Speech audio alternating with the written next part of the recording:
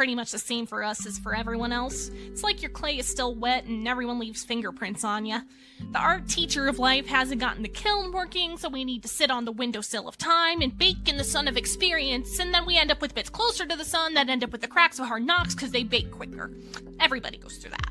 But, well, our best friends are monsters. Scary, weird monsters that want to eat the principal's face off. But they're our bestest friends. They don't judge, they're monsters. No matter how mad, bad, or smelly you get, your monster will still love you. Your parents say that a lot, but sometimes, well, when they look at you that certain way, when you screw up real bad, there's some doubts. With a monster, there's never any doubt at all. They just ain't people, though. They don't get it. They get us in trouble, like, a lot. But even though they might be big ol' stupid heads, they might create all sorts of chaos and horror. When the chips are down, when you bowl a 7-10 split, when it's a tie game 4th quarter and 3rd down with seconds left on the clock, well, then your monster is gonna lunge across the table, snatch the cards from the other guy, blow down the pins with their hurricane breath, and whisk you away through a portal in space-time so you don't need to watch any more sucky football. Like, yeah, the stains are hard to get out of the carpet sometimes, but yeah, we're gonna keep them.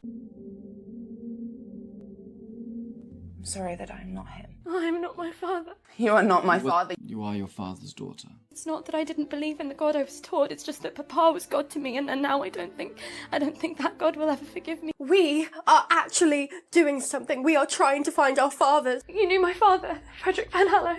Do you know where he is? No. I don't know where any of them are. Do you think your father's evil? Yes. The man that leaves a small gift under your pillow every birthday, every Christmas, despite your mother. Albert! Obviously, if you've come this far, then congratulations. I have a gun. My father he makes them for a living. I've grown up around them. Good luck, my son.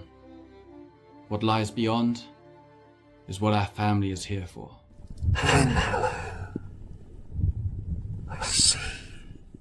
This one's different. Not like the others. You said I was different and that I wasn't like the others, and you were right, and I am not like them, and I wasn't supposed to. Everything I've put before you was for you, my son.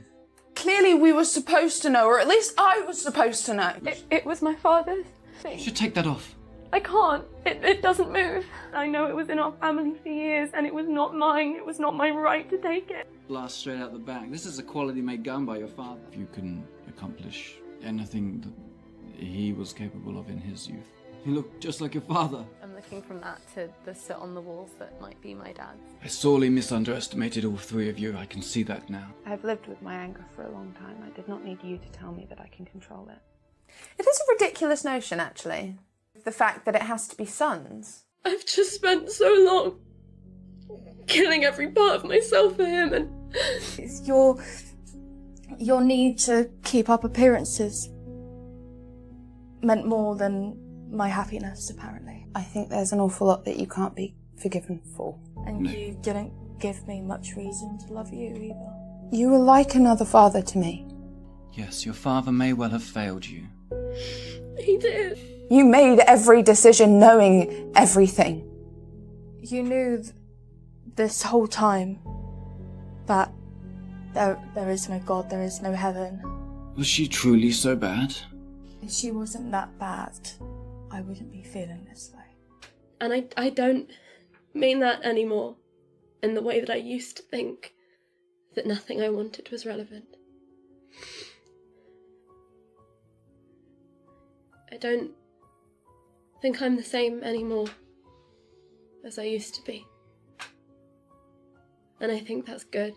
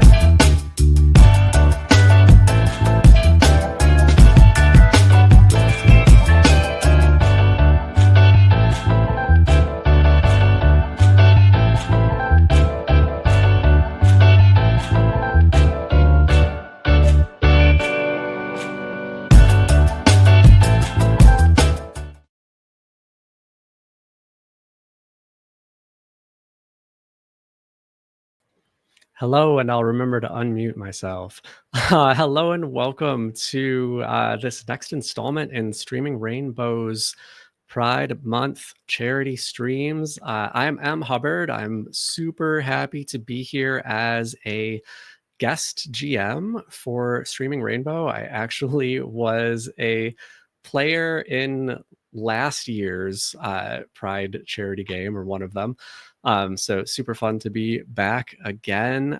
We are going to be playing Be Gay, Do Crimes by Evan Saft. Really ridiculous, fun heist game.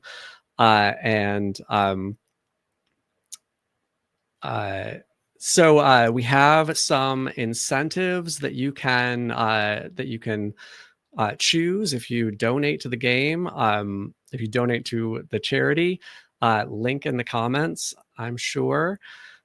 And you can influence the game. I think my favorite thing that I really want people to do is we have a spin the bottle set up.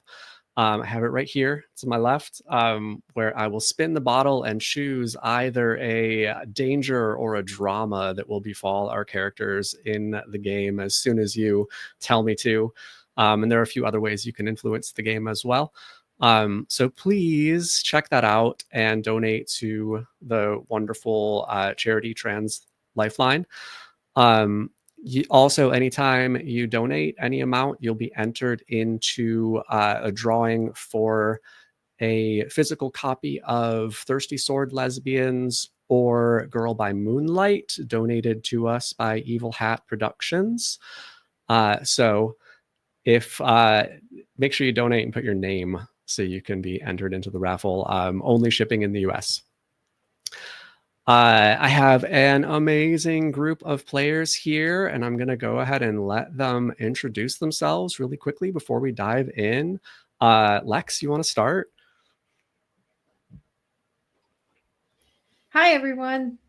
I'm Lex. You may have seen me before last week and also next week when I'm back in the exact same spot in a very different context playing the pagan on Inferno. But I am very happy to be joining M and this wonderful wonderful group to play a fun, silly game of gay chaos. So I'm looking forward to it. Absolutely. Daniel?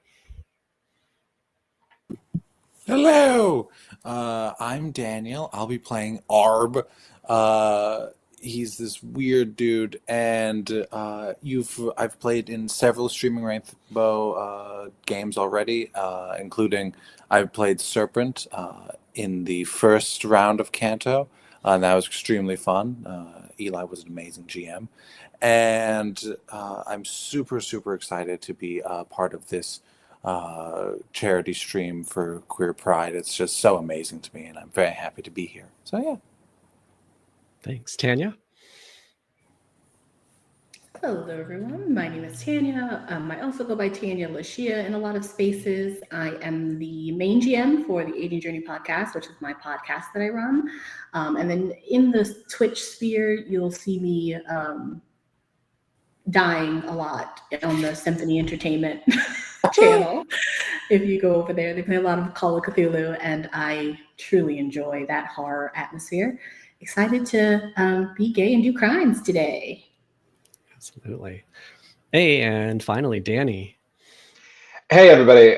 Danny. I go by Danny Armendoza in like every social. This is my first time getting to play on a Streaming Rainbow game. I'm really excited to be here, be able to play for a good cause. Hopefully, we'll be able to give everybody watching a lot of good cause to put down some more money to make our lives as complicated, miserable, wonderful, whatever as you want to do, right?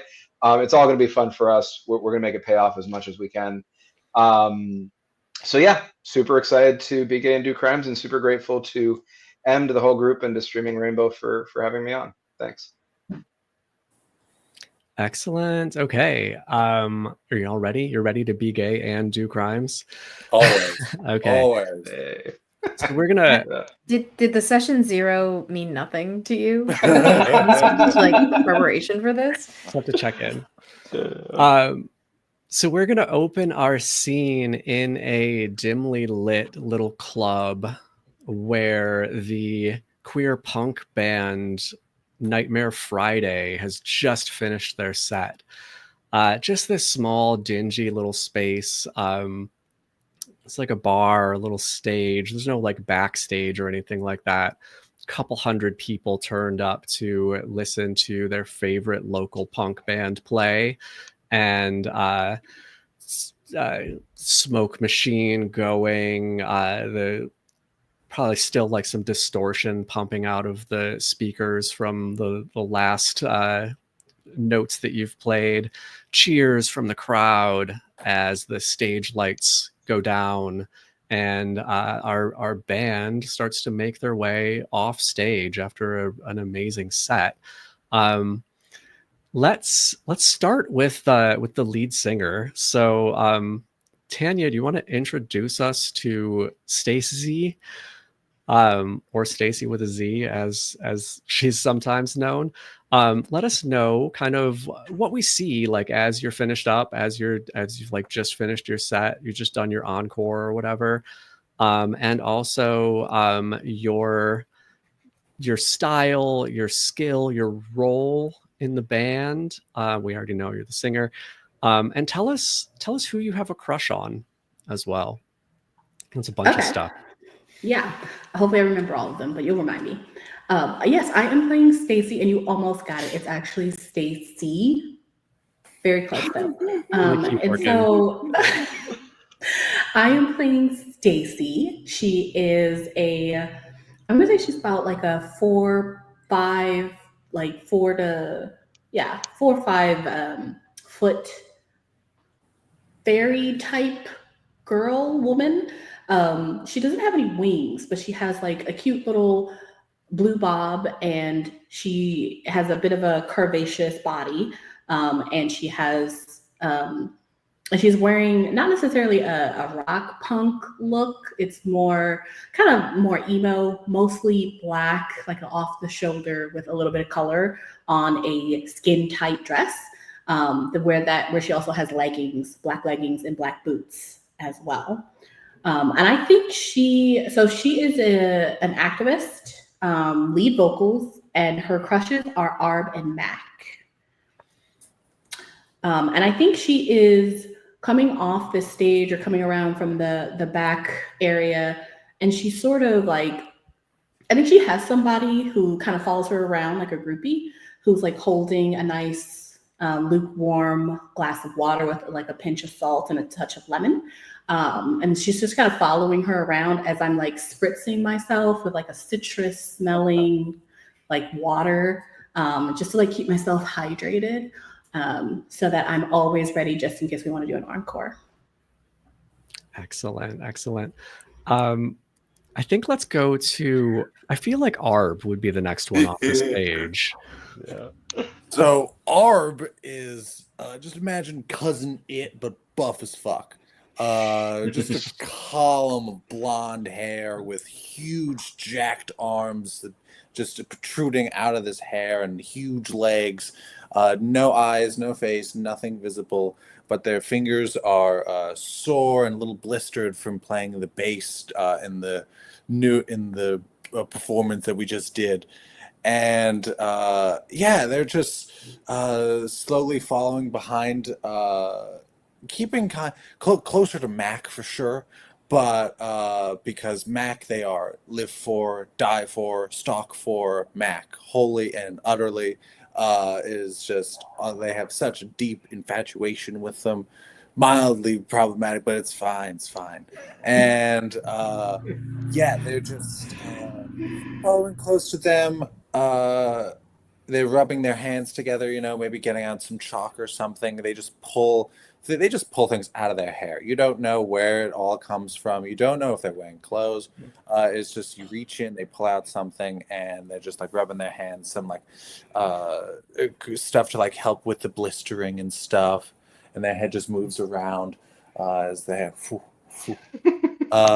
just like trying to get a good eye of the crowd and absorb some of the excess spritz that Stacey is doing. Mm-hmm. Excellent.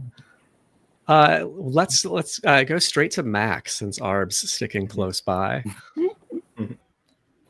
Mac's just a dude, man. I don't know what to tell you. Mac is just a dude. Just like Mac's whole thing, they are a hot mess, muscle gay.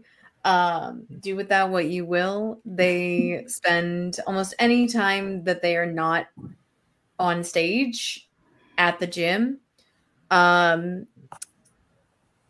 Their hair is always looking like it just came out of a really bad bun and like sweaty. Just even right out of a shower, somehow they're still a little sticky sweaty. Nice. Like little smudge of makeup whenever that happens, and it's just Mac's just a dude. Mac's just Mac, and you know they always end up wearing like their pump covers. They're like big t-shirts until they feel like they're really ready. And you know what, that set was good, but like I'm not ready yet. Like that was just a warm up. I'm not done. Like Mac's just like still drumming around like with their drumsticks, just being like everybody's a drum. So yeah, my position in the band is drummer. And while I see Arb, I don't know what to do with it. I think we established just before this game that Mac doesn't quite understand. It doesn't think that anybody actually likes them, but it's just kind of like, well, yeah, I'm fucking hot, of course. So like, yeah, of course everybody loves me. But they only have eyes for Glitch. They just are obsessed with this Daft Punk swamp witch sitting in the corner because I can fix them. I can bring them out of their shell. Oh boy. Okay. I'm so sorry. I'm so sorry. Let's go ahead to the fixer-upper then. So I will say that there's something about the vibe between Mac and Glitch that exists in the idea that Mac is still like drumming on everything. Because I think Glitch at every set that the band keeps running the synths for like 15-20 minutes afterwards. Do you know what I mean? Like this keeps it going until like everybody's out of the crowd. Part of that is because Glitch doesn't like to be seen by people who they don't like know or trust or whatever. So they keep their little Daft Punk mask on.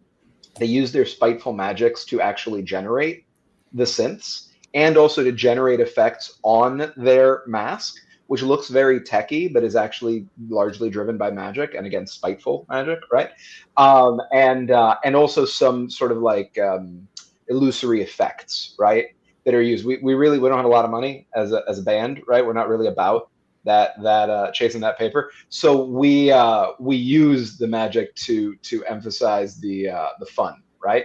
And as our name as a band is Nightmare Friday, what Glitch typically does is play out on their face, on this mask, nightmares that they use their spiteful magic to pick up from the crowd. So things that people in the crowd are scared of, they just play it out on their face and like try to stare that person down while they're running the synths. They're 5 feet tall, extremely baggy clothes, like 5 feet tall, wearing the clothes of like a 7 foot tall person, right? And mostly a hoodie, right? Like almost like hoodie down to their knees.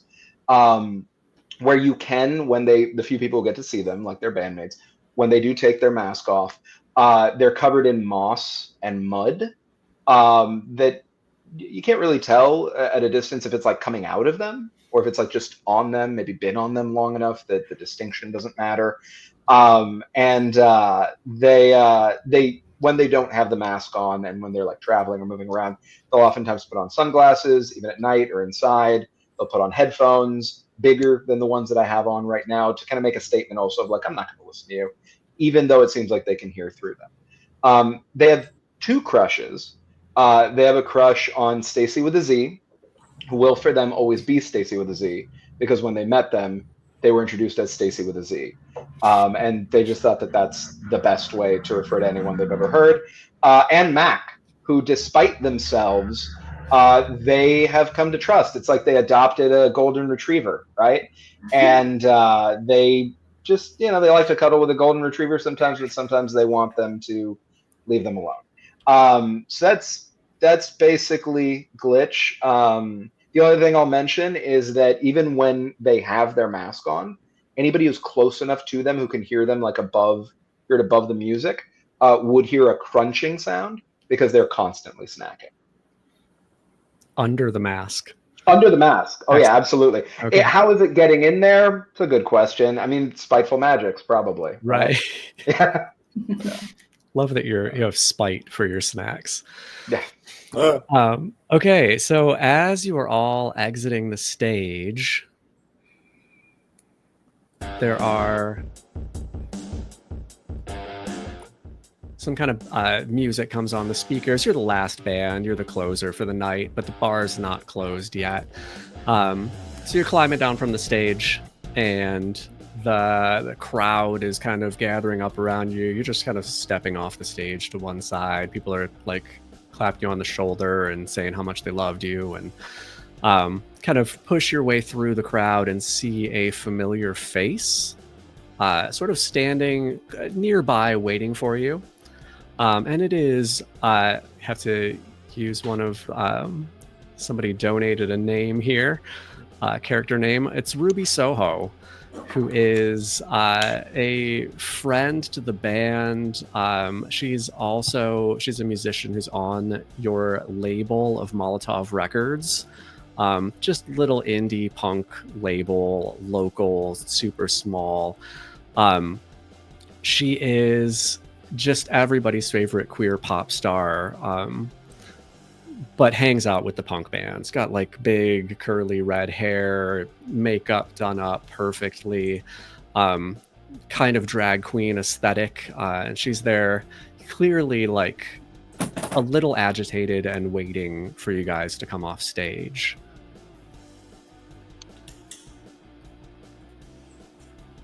Hey, Rubes, how's it going? What'd you think? Hey, oh, so good. So always good. You guys, you all are just amazing every time. That was perfect. Perfect. You know, nothing quite as perfect as seeing you in the crowd, babes, but you know. Yeah, I'm always glad to be here. Hey, I've got some people holding a booth back there. Can I talk to y'all really quick? Oh. Hey, Harb. Hey, how you doing? It's good to see you. She like squeezes your meaty shoulder. It was good to see you in the crowd. You got any drinks? Yeah, I've had a few. Come on, let's talk. She leads you over to a little booth, and a couple of her like bodyguards are there, kind of keeping it clear. She's got just these super butch women there that kind of hang out with her all the time, keeping the booth empty for you, and you can slide in. There's drinks there waiting. She knows what you wanted. She's a good friend. Glitch just sort of uses some arcane runes in the air to pack up their synth as they walk through the group. Just sort of nods up at Ruby Soho and grunts, and then nods up at the two security folks who they presumably also know, and grunts. Walks under, like crawls under the table instead of scooting around, and comes up on the other side, in front of a cherry soda. Excellent. That's marvelous. Yeah. Their massive column of hair just spreads out, taking up most of this booth area. Still enough hair to cover them completely, but there's just a good section of it that they have to just, like Rapunzel, just to bag up with them in their arms and just splay it out in front of them. As in front of them is a Cosmo. Stacy wants to kind of clock the arm squeeze from Ruby, and as everybody sits down, she wants to make sure that she slides in between Arb and Ruby. Okay. Ooh. Yeah, Ruby completely does not notice that at all. Presumably Arb doesn't either. No, absolutely not. Yeah. For those watching at home, crushes are a big part of this game, and they are meant to be kept secret at all costs until they're not. And I also, somebody bought a spin the drama bottle, and someone bought a spin the danger bottle. I'm going to go ahead and take advantage of the spin the drama bottle for this moment while you're all sitting here, and we'll see what happens. So I'm going to move my camera. Well, while they're setting that up, Mac is just getting their drink, and they're just like struggling to put the straw in their mouth. Just Is Mac seated next to Glitch? oh, Mac grabs their drink and is trying to look super hot and just kind of be like, "Hi, how's it going, Glitch?" And like cannot put their like coordinate anything together. They like at one point almost stab themselves in the eye with the straw. Oh, they're just God. like, It goes oh up God. their nose. Yeah. They're like, oh, okay.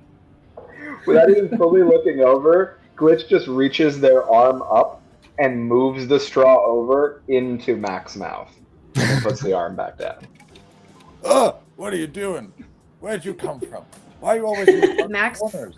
Mac's face just turns so red when Glitch does that, and Here, let me help you. Let me help you. And Arb goes and tries to do the same thing, but it's just if you move away, they just completely just grab air and just miss. Like, oh no, you got it. Oh, fantastic. I got it. Thanks for the assist. Always love it. Always love it. Always ask for a spot at the gym, but you know, like, I'm good. Thanks, bud. Yeah. Anytime. They just grab it. Okay, so Stacy, can I put Stacy's drink in a mister? who's going to stop you? I think that's what I'm doing. In a mister. Like a spritzy. Oh, Like a spritz bottle. Yeah. I love I think that. I'll get like a vodka soda or something, put it in a mister. Okay, so someone has accidentally dialed somebody on their phone during this conversation, and we'll see who that is as we go along. But once you're all settled in with your drinks and your misters, Ruby says, "You probably haven't heard the news yet." What? What news? About Molotov. And Molotov is your small indie record label that you've signed with and recorded an album with. Oh. No. What about them? They sold out. Oh. They've been bullshit. bought by Monolith. And like, I talked to my lawyer. All of us, all the bands had just, our contracts were shit. Like, I'm not sure I don't even know what I signed, but basically Monolith owns everything. Like, I have to record for them, or I can't even use my name anymore. I'll have to come up with a different name to work with, or like make songs for this terrible corporation. Like, your name is Ruby Soho. How do you like change that? It's iconic. Well, like, I think you go to the DMV. Oh, honey. I don't. Is think that where that's you start? exactly what you meant. No, that's not how that works, honey. So I'm gonna look at Ruby. What exactly happened? Were all of your contracts transferred? Yeah, they bought everything. I guess Monolith just like there wasn't much in our contracts, but like they own everything. All the recordings. They've got rights to our names. This is probably like the last show that you'll be able to do without giving part of the profit to Monolith or having them sign off on it. Fuck that. And Glitch pulls out some arcane runes that like sort of form into a little computer interface in front of them, floating there, and immediately starts typing in what you can see through the back of this sort of like see-through interface is them trying to pull up the contract information that you're talking about. So they're immediately trying to hack into Monolith Systems and into our own record label systems as a subsidiary to see what they can find on these contracts and see if there's some way they could like remotely burn them down or something, like just get rid of the contracts. All right, let's make a roll. This sounds like you're doing some crime. So you have Arb is just crying in the corner, like, "Are we gonna have to change our name?" The Cosmo disappears into the hair. They pull out a jar of honey from somewhere and just start. So you have two stats, gay and criminal.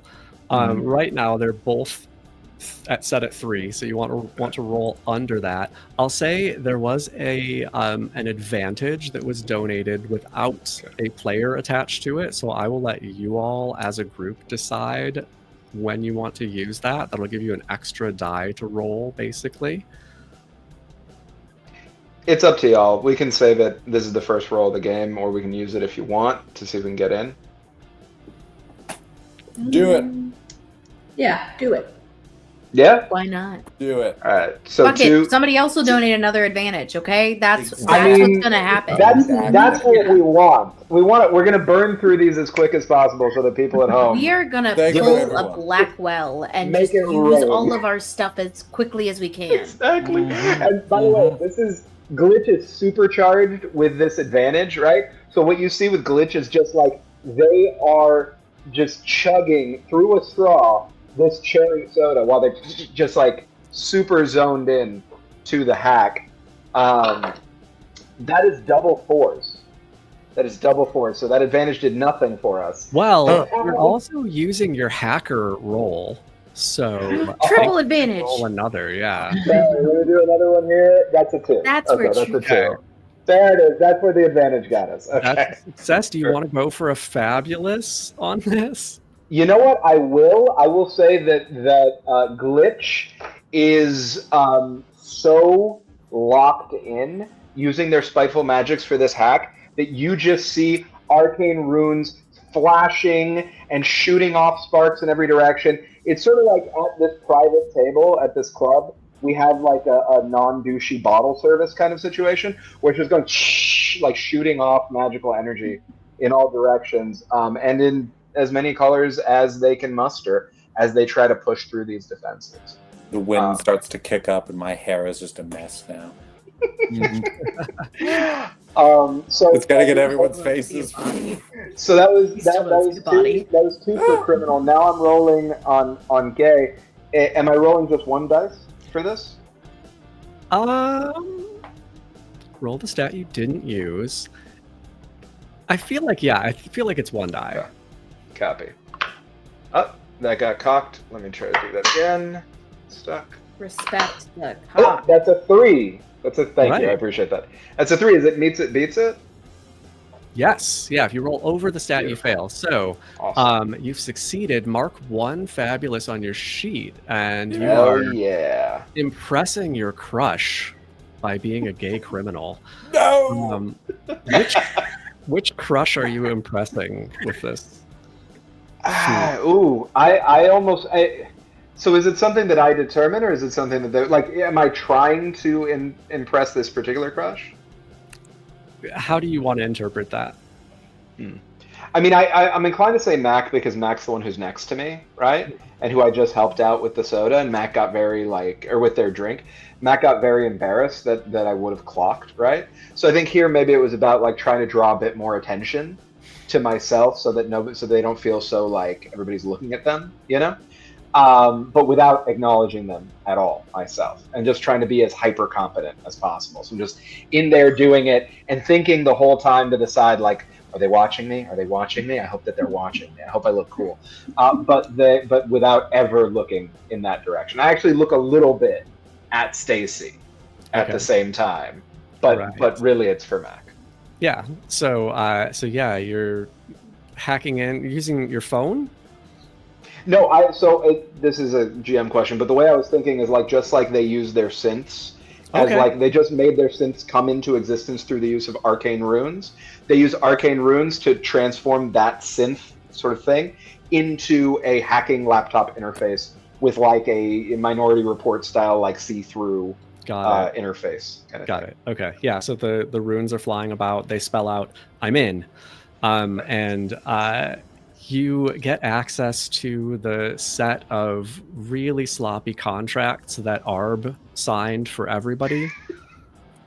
Was it Arb, or did we just Oh did no, we it's decide Mac. that Mac I'm sorry. did it? It was Yeah. Mac. Mac. Oh, no, yes. I'm sorry. For the audience, in the session 0, we decided canonically that Max stole everybody's IDs to be nice and got the contracts notarized with everyone else's forged signatures. Mac just thought that we were all going to be too busy and wanted to get it, taken care of. It right? was just like trying to get us all together for practice is hard enough. Like, I can't imagine trying to do it where we had to sign something. And I was just trying to be nice. The notary said it was fine. Mac, you could never do no wrong. Never. You're so perfect and great. As a side note from the session 0, we also decided that Glitch had like 10 IDs. And Mac didn't know which one was real, so Mac took all of them and then signed for all of them as well. So Glitch looks through all of the 10 signatures for all of their IDs. And it's like, fuck, I'm burned. And it's just like realizing fully for the first time that all of their identification has been notarized somewhere, and now they have to come up with something new. Yeah, it was a fun day. I had fun driving Mac to all those places to sign the signatures. It was really easy and fun. Love Arb's a spending really good driver. Oh yeah. Aren't we supposed to have a meeting before we sign important paperwork? What's a meeting? It Is this got the in the thing? way of gym time. Exactly. This is why I cut my baths down to 3 hours instead of 5 hours. Because leaving you guys alone, this is what happens. I don't see the problem. I thought I did a nice thing. Guys, I thought I did something nice.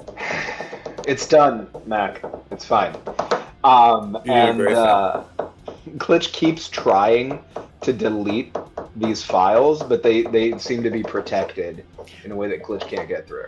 Yeah. Like everything she said checks out. It's definitely like this company owns your band now. Your individual names are your names, but they own Nightmare Friday. And Max starts tearing up. your And it's just like, recordings. we're all gonna have to go to the DMV, and the DMV sucks. Oh. I don't think we registered Nightmare Friday at the DMV. The best way to change your name is you climb a tree. This is how my family does it. We climb a tree and we shout our new name from the very top of it. There's a tree near the Appalachian Trail that's huge. It's like over 300 feet in the sky. So you just got to climb that and then shout it from there. Someone will hear it and then they'll change it. It always works. Is Arb just from Appalachia? Maybe. Arb is the thing that you're not supposed to talk to at night in Appalachia. If you hear your voice in the forest, said it's Arb. If you hear your voice and a little bass riff. Yeah. Dum, dum, dum. Yeah, I feel like also though, if somebody gets lost on the trail and then magically finds some snacks near them, maybe that's also Arb, They just follow the loose strands of golden hair. To get back to the trail. To get back onto the trail. That's good. Yeah, that's my Who cousin. needs Bigfoot when you have Arb? Ruby leans across the table to Mac and says, "It's all right. I mean, you couldn't have known, and it was a nice thing to do. You tried to be nice, and I didn't even read it though. I didn't either. Okay, that makes me feel better actually. Okay. Like the head of the record label, said everything was fine, and he was cool. I trusted him. Let me see what his name was. Yeah, Denny Mendoza. He just seemed like such a cool guy, and That's why we can't trust a suit. Fuck that guy. he didn't even wear a suit. He had that tie-dye shirt thing. But anyway, He that's was such not. a cool person. Always trust the tie-dye. But Yeah. here, listen, I've got a plan, and this is why I wanted to talk to you. You're the only ones I think who could do this. But what I want you to do is break in to the studio and steal back our masters.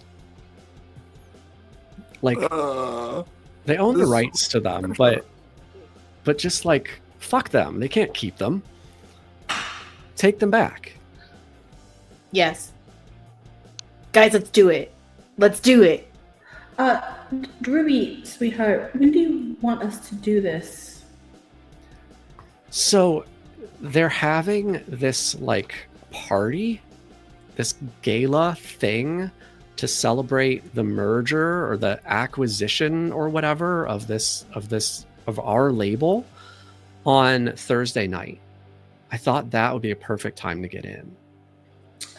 Thursday. Did you not get invited? I don't think so. You didn't get invited. I don't check it. I don't check mail. I don't think they have a way to reach me, and I don't really like to go to parties. This morning I checked the beaver hole where I usually keep all my mail, and there was nothing in there. Excellent.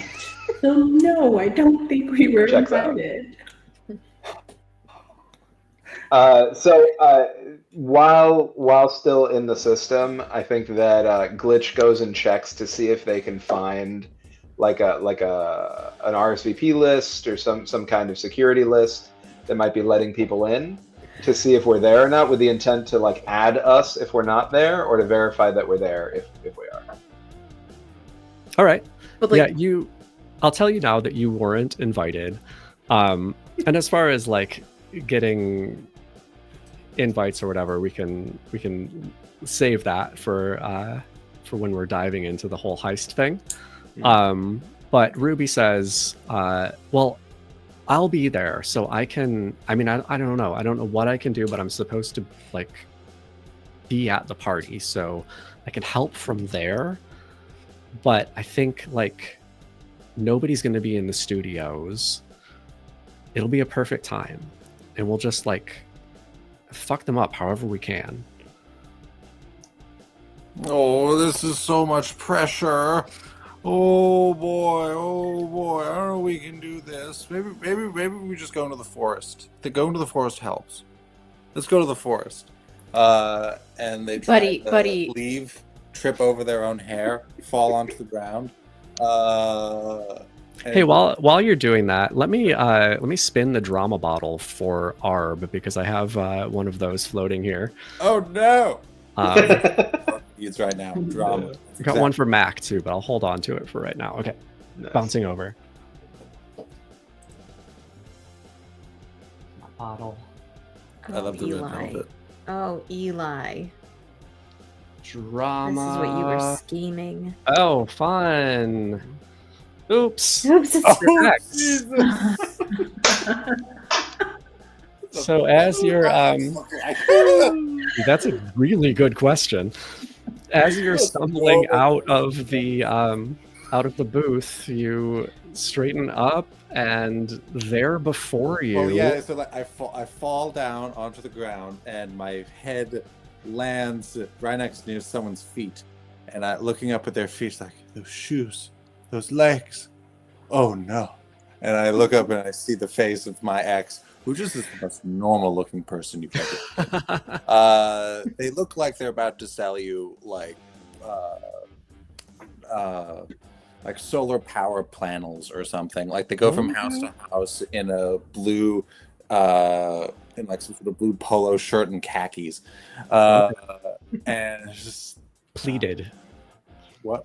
pleated khakis. Yes, pleated khakis, and yeah, I don't know. Name's Mark, or yeah.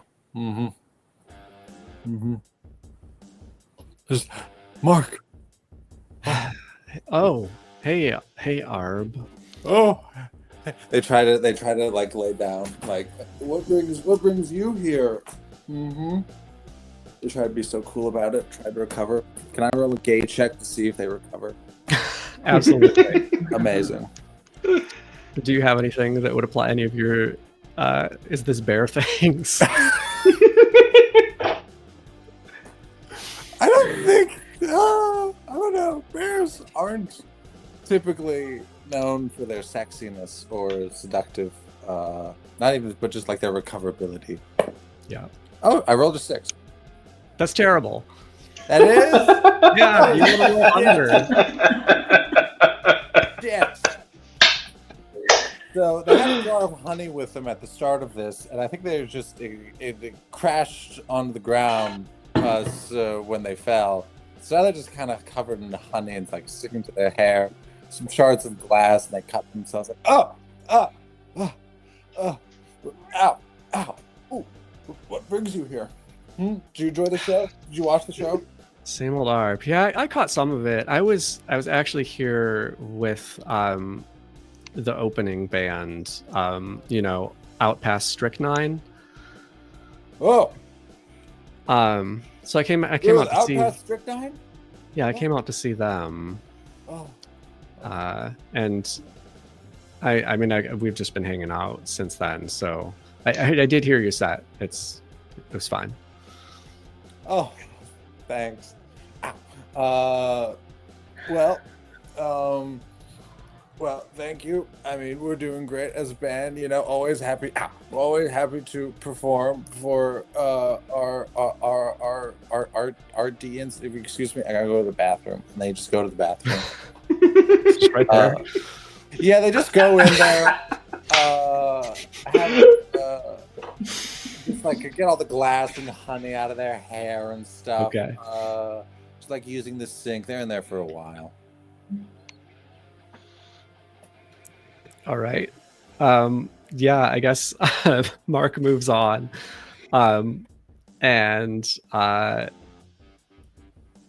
Let's say As Mark moves on, Glitch, without looking up, yells out, "Strychnine sucks!"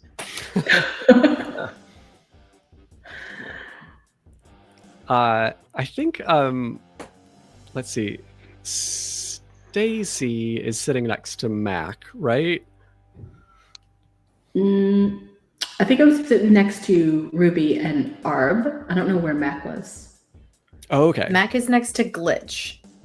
And I think Arb was not far away. Not far away from Mac. Yeah. No. Well, I think never quite close enough, but just not far away. You always this fucking goth in my way. Mm-hmm.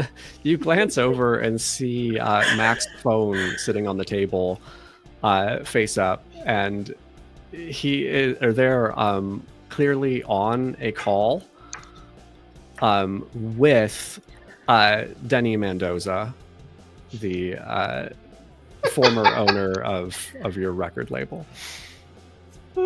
I will pick it up and kind of put my hand over the receiver. Mac, your phone is on. Yeah, I need it on to get calls and texts. What do you mean? No, I mean you're on the phone with someone. And then I look at the name. And then I think I'm just going to turn it off. I'm just going to end the call. Who was then it? Just heard this entire conversation. Oh, are you sure it wasn't like a telemarketer? No, you had them in your phone. Do you have telemarketers saved in your phone? Sometimes. Okay, well, let's talk about that later.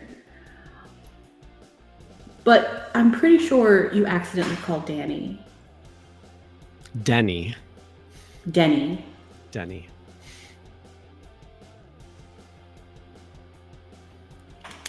Oh. Well, that sucks. You think he heard it all? Mm-hmm. It's okay. We should just move fast. Maybe I should call him and tell him that it was all a big joke. I don't know if that will work.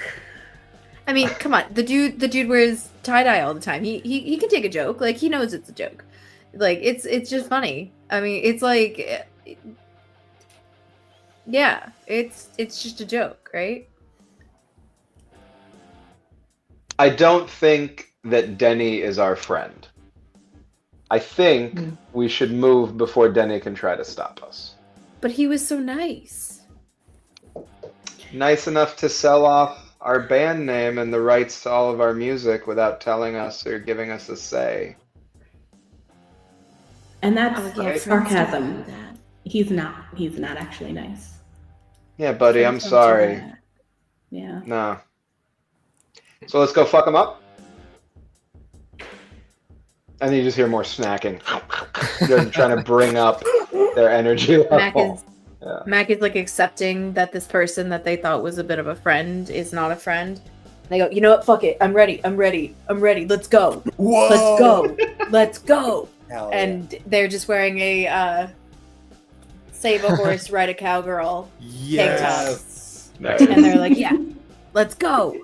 Let's Guys, I'm fucking stripping on go. camera. You gotta donate money. Come on. I'm kidding. Got This it. is as far as it goes. As Mac takes off his shirt, so to show the shirt underneath, she kind of does like a double spritz. Ooh.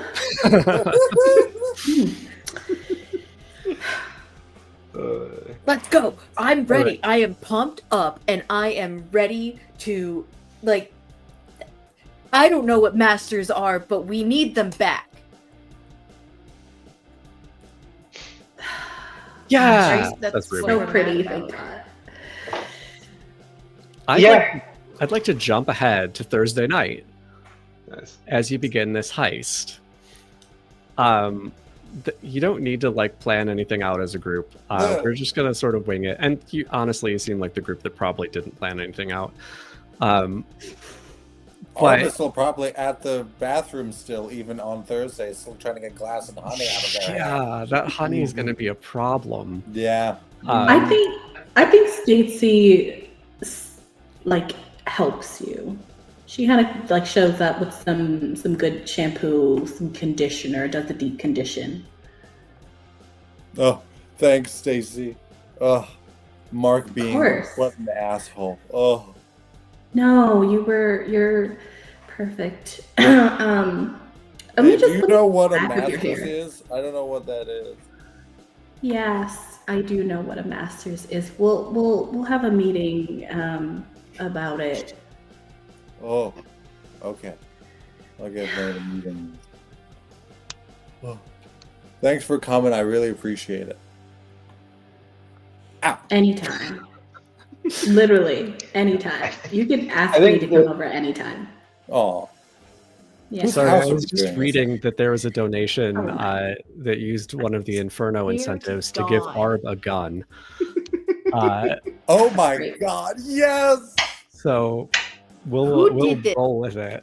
Okay, so this is at my. So I'm reading this out of my apartment, and it's like, okay, well. Out of the shower, mist and steam is spewing out as their now freshly golden hair is just voluptuous, beautiful, and they just reach over their shoulder, just pull out a giant gun that's like a blunderbuster, not like a pirate gun, effectively. It's like, okay, I'm ready to go. Is it Thursday yet? All right. Yes, it's Thursday. We'll cut to Smash Cut. You're in the band's van. Arb at the wheel.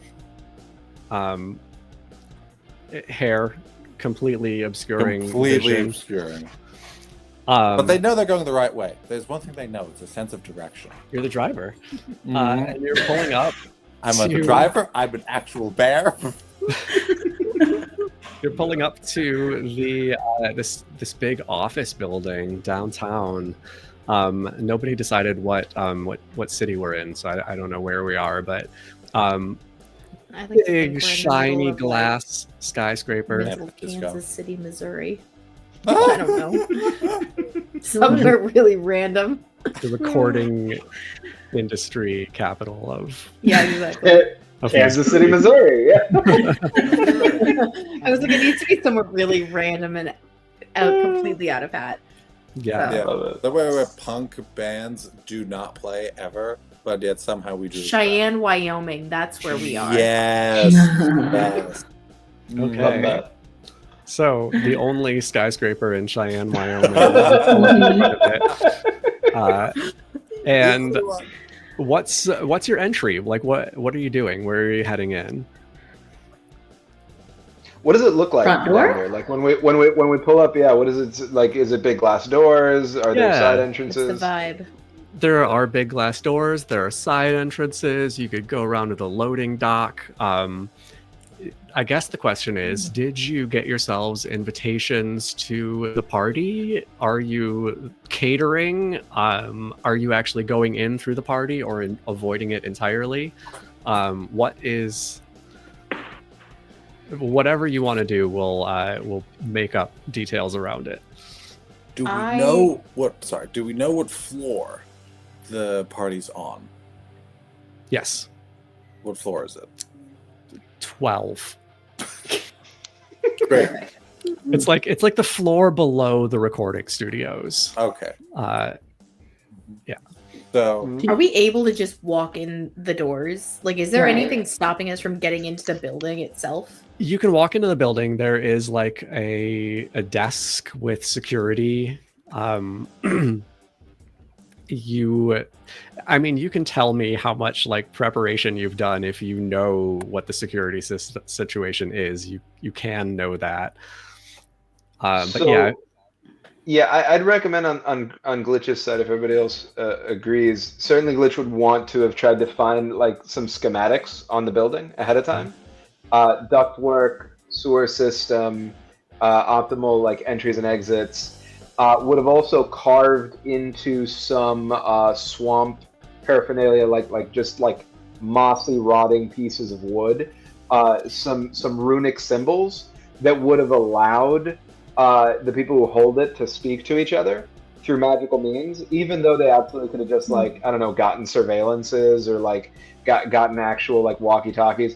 This was what Glitch decided to do, was just carve runes into like rotting damp wood and then hand the pieces out to the other members of the band and be like, I'm gonna be your eye in the sky. I'm going to be calling to you from the van, giving you directions as we go through the schematic, regardless of how we enter, whether we decide to enter through like the front as guests or mix it up where some people go in that way, some people going through the side. Glitch is going to want to stay in the van and give some information if possible. All right. Mm-hmm. Well, I can, Arb was just like, well, I could climb to the top. One thing bears can do, which I am, we can climb. Are you? Is that like? Yes! I don't know. Okay. It's complicated. Have you ever read Goldilocks? Yeah, yes. Well, imagine me as the sequel. What? Doesn't matter. Okay.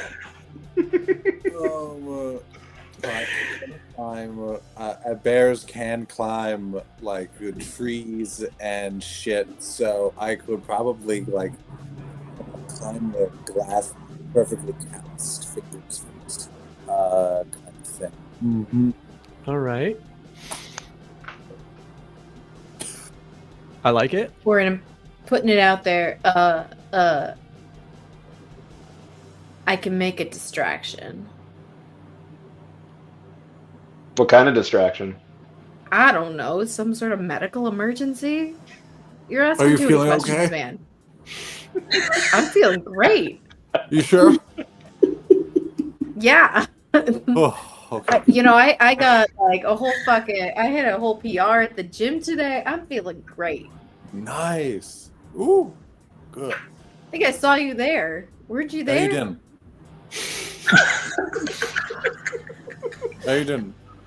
I asked It's a different about you, column and, of like, hair. the guy in the corner just kind of like ignored me, but like I'm like 99% sure it was No, you. no, buddy. no. I don't know. I don't know. I don't know who that freak weirdo is. I don't know who that is. Okay. Loose brown hair, probably. Sorry I for all definitely the think brown hair. I definitely think Stacy is gonna get an invite. She's going through the front door looking fabulous. Okay. So she's gonna get let in. All right. So, okay. So we definitely have Glitch in the van, Arb climbing the exterior. Are Mac and Stacey heading in together? I think Mac looks over at Stacy. Is like, "Can I be a +1?" I think Stacy just stares at you for a second and then just does a slow spritz.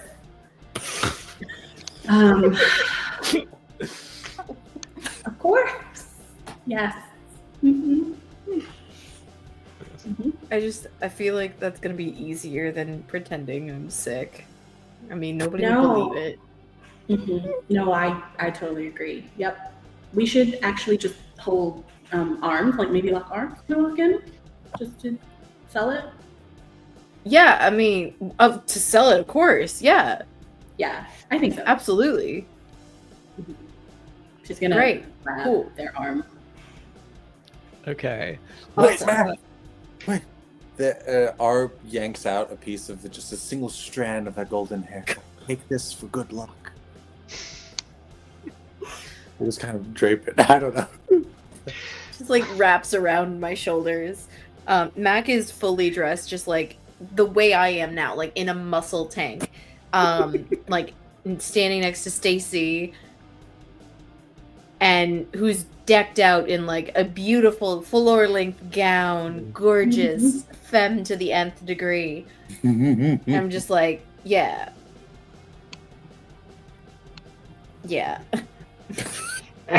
And as the two of you walk toward the door, cutting a very impressive silhouette, Glitch has pulled their hoodie tighter to cover the beet red face that they don't want to betray as they see their two crushers walking arm in arm together on the way over. A mix of jealousy and just excitement, right?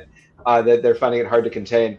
And you all hear through the little like sending wood that they carved that each of you have somewhere on your person, just a long sigh that they let out. I think like as Stacy grabs Mac's arm, like Mac does like kind of do this awkward like glance around and like eyes land on Glitch for half a second of like, and in their mind they're giving this look of like, I promise it's nothing real. It's all up front, but their face just looks terrified where they're like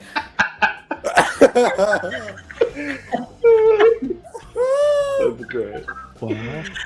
That's really good. Okay, well, the two of you go through these front glass doors, and I'll note, Tanya, that Stacy now has 2 advantages to use as you want. It's just an extra die to roll. Thank you, whoever was donated that. And I need to know who donated the gun. I really do, deep in my soul. I need to know who it was. Who gave Arb a gun? Who did it? What have you done? And I think you walk up, and there's a security guard there that like holds up a hand and is like, "How can I help you?" I'm gonna reach in. I don't have a purse. It's probably between my bosoms. So I'm just gonna reach in and pull out my invitation, hand to them. Okay, you got an invitation. Yeah, I'm gonna say I got an invitation. Either asking Ruby to do something, or I smoosh somebody. Okay. Or you forged it. Or I forged it. Yeah. Yeah. Glitch Let's probably say do that. it's not a 100% legit invitation. So roll something for me here to pass it on to get through.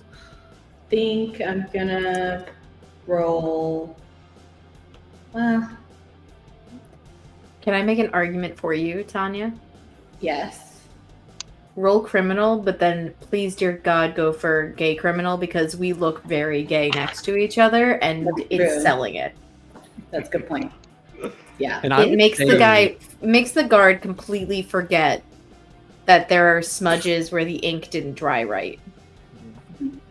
And I think your roll of face would apply here.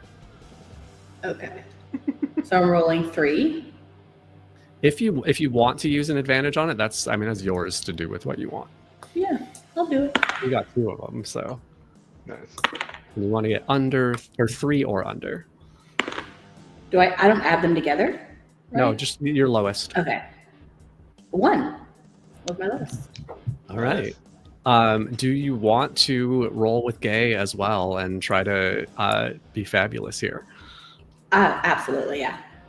Okay. I think I'm giving him my invitation, and then I'm just sort of like putting my hand all over Mac's chest, just waiting and just chatting, being like, "Oh, we're so excited to be here today." So that's oh my gonna god, be yeah, this is gonna be such a great party. 1 die, unless you want to use your other advantage here. I won't use my other advantage because I already rolled and I got a 2. Okay, perfect. Mark a fabulous point. Again, for those watching, when anyone gets to 3 fabulous marks, they can immediately overcome any obstacle by confessing their feelings and making a sacrifice, removing themselves from the action. So that's what we're making our way toward.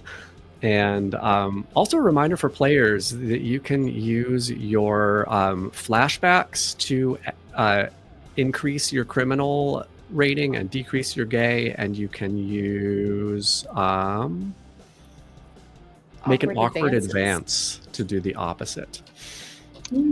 So just keep that in mind. But yeah, I think the guard is really scrutinizing the invitation and also like glancing up at you and kind of blushes and hands it back to you and says, right through here, right this way. Thank you. The elevator. Mac winks at the guard, just being like, "Thanks so much." He giggles. Giggles.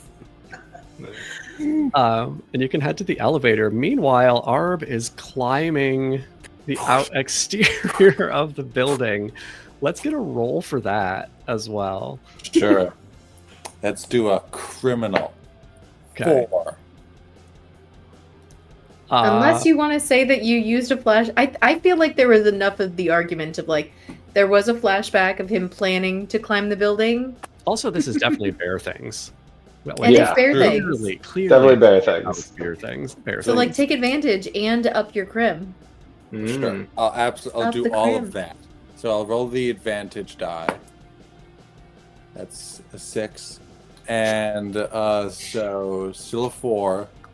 And can I push it for can I push it to like in the gay stat? No, you can only do the other roll if you've succeeded. Damn So you've just failed.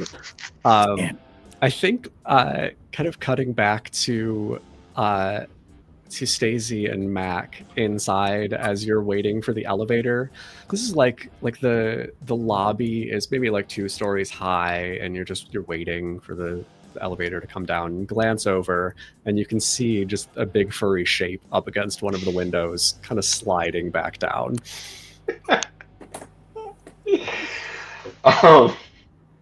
And it's like so starstruck to see the 2 of them looking glorious together, especially just like looking at Mac, just like, oh no! Oh. They take their hands off and cover their face and they just fall right off the building. Would Glitch be able to see the fall from where they are, or like otherwise pick up on it through the? I don't think I'm high little, up. like, I think I'm like low off the ground. Yeah. Still. 10 I was feet about to up. say, are we about to talk how we take damage in a game where we only have 2 stats, gay and criminal? 200 feet falling damage. Take a and a point of D6. straight damage. And a D6, There is character death in this game. It seems like there's going to be. But yeah, I think Glitch probably can clock this in one way or another. Fine. Gets out of the van, just opens the van door real fast, just sort of takes half a step out and calls out to Arb and says, "Do you want to try again, or do you want to go in another way?" I can do it! So if Arb is going to go for the climb again, then reworking some arcane runes in a way that it seems like only Glitch would be able to follow between the two of us anyway. Pushes out the absolute like gayest magic that they can right now towards you, to just lift you up, right? And sort of like act as a hand at the end of a rainbow, right? Holding you by the butt handsy. and just pushing you up the side. You're still sliding, right? Like you're still like, like up the thing, but just pushing you as far up as this will allow, all the way up to the roof. If I like to think that there is just a snail trail of honey. Following. And glass. Still little bits of glass. It's been like almost a full week since that moment, but Arb still has not gotten all of the sticky out of him. They have more jars. They just hear, you all just hear on comms. This reminds me of our song "Smooth the Criminal." Nice. Nice. Excellent. I like that. Can you say a line of that? Ooh, so smooth. Yeah. Okay, so Danny, do you want to roll to magically lift? Yeah. Make it gay. Make it gay as hell. No, definitely gay. And I use spiteful magic, so I roll 2, right? Yes. All right. He's going up like a smooth criminal. Nice. Double 1. That's right there. Meant anything. Yeah, it just feels good. It's just nice to have it happen. Yeah. Yeah, so I think it takes some time. This is a tall building, but with your glowing rainbow hand, you lift this furry beast up making a horrible nails on a chalkboard noise of glass against glass, all the way up to the roof. And I need to bring in some of these incentives that people have spent money on before I forget them. So let's do a Mac spin the drama bottle as the elevator door opens and you step out into this party. Bring it over.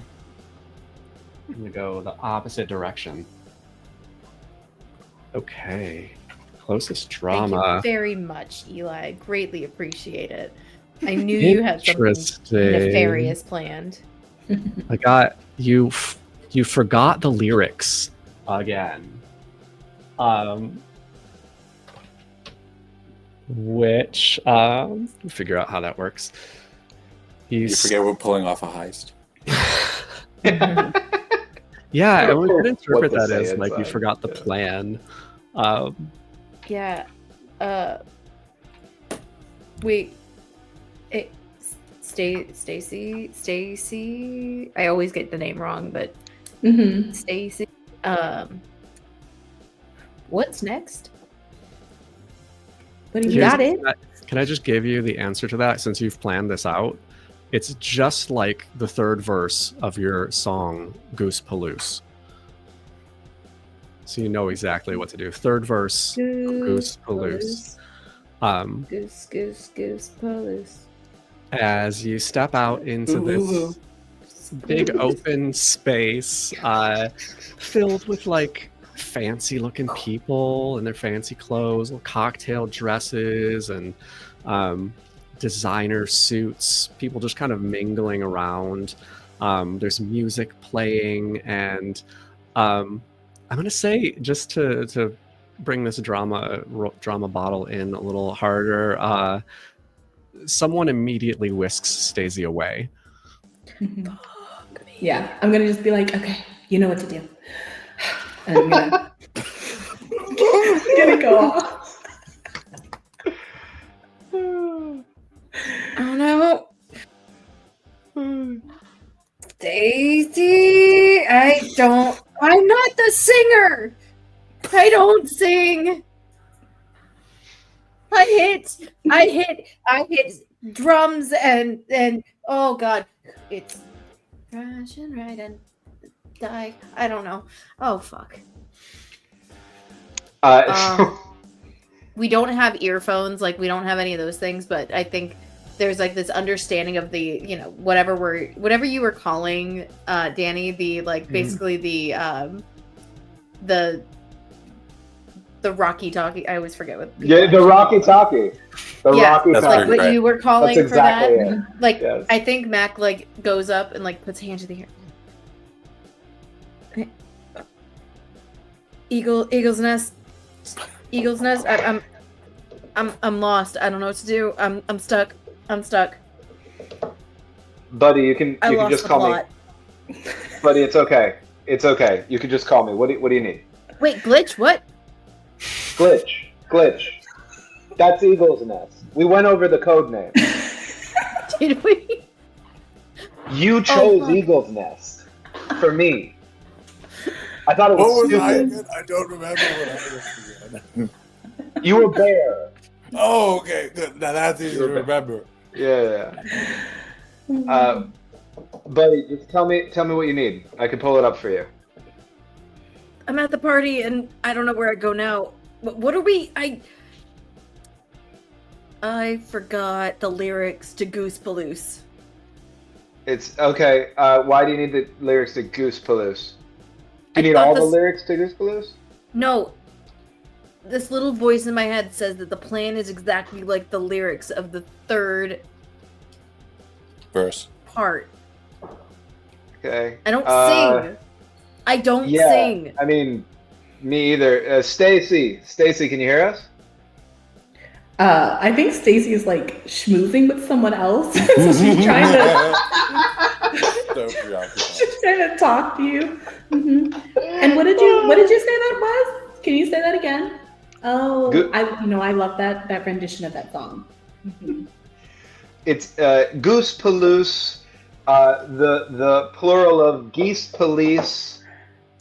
Right? Something about that? Where we go into the better two together. Okay, maybe forget the song. What do I do? Well, okay, so you just got to get over to the elevators and get up to the 12th floor without anybody noticing that you're going up there, because the party is. Sorry, are you on the 12th floor? No, I'm at the party and Stacy was taken away. And do I leave her here? That seems wrong. I mean, Stacy, if you don't want Mac to leave you here, then find a way to say grapefruit. She's like, okay. So I was thinking of having a different type of drink, maybe something with grapefruit in it. You don't have anything like that? Okay. Apple, and she's just continuing to talk to this. So Mac, you're gonna have to go grab Stacy. You're gonna have to pretend that you have something really important. Yeah. I got this. I got it. Okay. Hands down, like they're like completely assuming Glitch cannot hear them or interact with them, because the hand is not at the ear and they're not in spy mode. Because that's how the walkie-talkie situation works. I know exactly what to do. GM, what floor are we on? You're on the 12th floor. You want to go up to the 13th floor. 13th floor. Okay, sorry. Gotcha. There's music playing. Yes, there is music playing. In fact, there is a band playing. Rude. Is. It should be us. Well, it's not. It's Deft Pink Swamp Witch. Those assholes. They stole my shtick. Who? That's a Deft Pink Swamp Witch. They are up on a little stage. They're not great. It's 3-piece things, very electronic, kind of like intellectual. They just look very normal. They're wearing t-shirts and jeans. Who's playing again? I missed you saying. It's Deft Pink Swamp Witch. Ooh. Yeah. They're total posers. It's fine. Yeah. Just Yeah, Glitch 100% hates them, completely thinks that they stole their deal, and would like to see harm come upon them. And because Glitch hates them, Mac hates them even more. Very strongly opposed, is like ready to just plug their ears. I think one of them was probably like in a band with Glitch prior to Nightmare Friday. Mm. And it didn't That matter. sounds right. That sounds right. And Glitch actually let them in a little bit, and then never again. Like it was very clear that people can't be trusted. You know. Yeah. Speaking of which, down in the van, we've got a forced flashback for Glitch. So we need you to do a flashback to a scene when you were planning out the heist over brunch and vapes. And Okay. Move Greatest. 1 point from gay to criminal. Okay, so I'll go down to 2 gay but 4 criminal, right? Yes. Is what's going on? Okay, cool. So while I do that,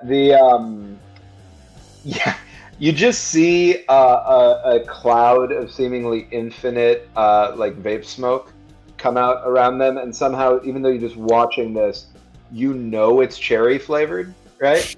Like it's 100% clear. You can almost see it in the texture of the smoke. And it's a eureka moment for Glitch. Glitch is digging into all these schematics and has been trying to hack into this sort of mainframe interface of the record label, now just with much more security than before because of Monolith's resources. And what they realize is it's air-gapped. The problem they're having is that it's air-gapped. So to be able to get into the space that they need to get into, to be able to unlock the mechanism that holds the masters, they need physical access.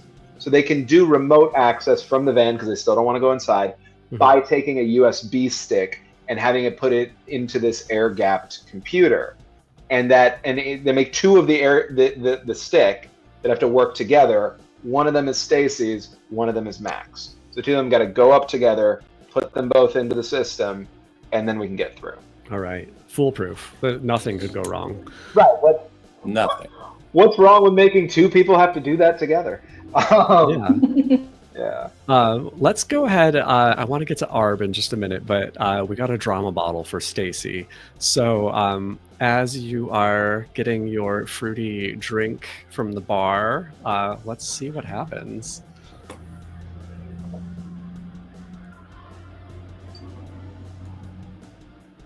All right. Let's see what we've got. Ooh, this one is Crush Smush. You're going to get smushed into a small space with one of your crushes. Oh, I was already planning something that just Okay. happened to involve that. Well, Perfect. there we go. So let's I'll throw it to Lex. What's Mac doing? So Mac is in this mindset of, okay, we need to get upstairs. We need people to be distracted by something. You know what? Hey, look, I feel like this is fancy as hell, and in a stupid way fancy. And what do we always have as a stupid fancy movie? Champagne flutes all stacked on top of each other on a big table right next to the dance floor. So I whisk myself over to Stacy and I just go, follow my lead. I grab her by the waist and we start dancing to this horrible music, mind you. And my goal is to knock over that stuff and then to pull her into the elevator but basically the picture I have in my head, Mac pulls her into the elevator and it's so aggressively fast that they like fall on top of Stacy and they land on the ground of the elevator. Smushed. Stacy just lands on her back and puts her hands up. Mac's on top of her. I will roll for gay if you would like me to. And I would like, since I am causing a scene, to get that advantage. Because that is my all right. skill. Do it up. Yeah.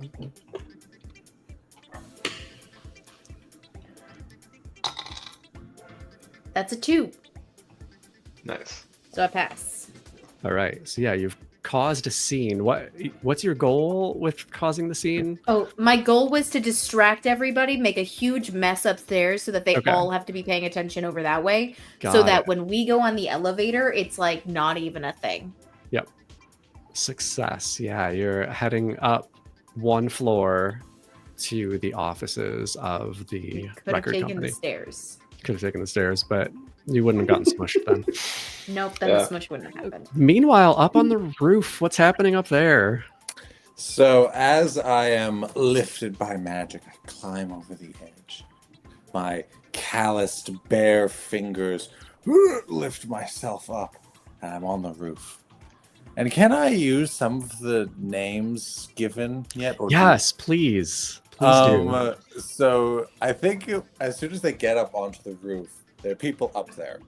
And up there is Boss Pentax and his band, the Bloodhound Gang.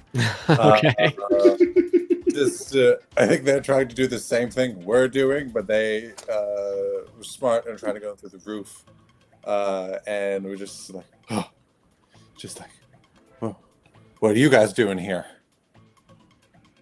What's your relationship with Boss Pentax and the Bloodhound Gang?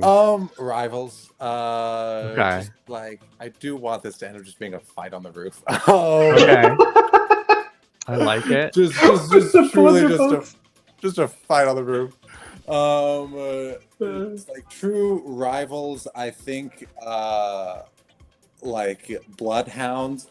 As a bear, I'm not a big fan of the term hound. It feels a little too like ownership and claiming over dogs, which are completely sentient and individuals. And As opposed to bears? Not that great. So I don't fucking like these guys. The music's not that great. So I was just like, what the fuck are you guys doing here? Yeah, they're like working on getting a panel opened up to like climb through the ventilation shaft or something like that. They all What turn are you around. doing? Are you working for Denny? You pieces of shit! You're gonna try to get in our way. Don't you fucking dare! Don't you fucking dare! The Bloodhound Gang, they're all wearing like black t-shirts, black jeans, and they're wearing dog collars with tags. And Boss Pentax is they're probably similar, but like a blazer on, no dog tags. He's the boss, like sunglasses at night. Turns around like, well, look who the cat dragged in. Just do that Mortal Kombat, just like it's stationary, just breathing up and down. Yeah, and they all have. I'm not a cat. That's offensive, and I attack. I was gonna say it was a hairball. I have 2 danger bottles pending, so I'm gonna go ahead and spin this bottle for danger for you up here. Fantastic. I can't die. I'm gay. Gay people don't die. Yeah. It's paparazzi. Paparazzi. Ooh. On the roof? On the roof. Yeah. So good. Like a helicopter paparazzi comes by. Yeah, as these guys like strike their ninja stances because they're like highly trained martial artists. They ain't fought a bear before.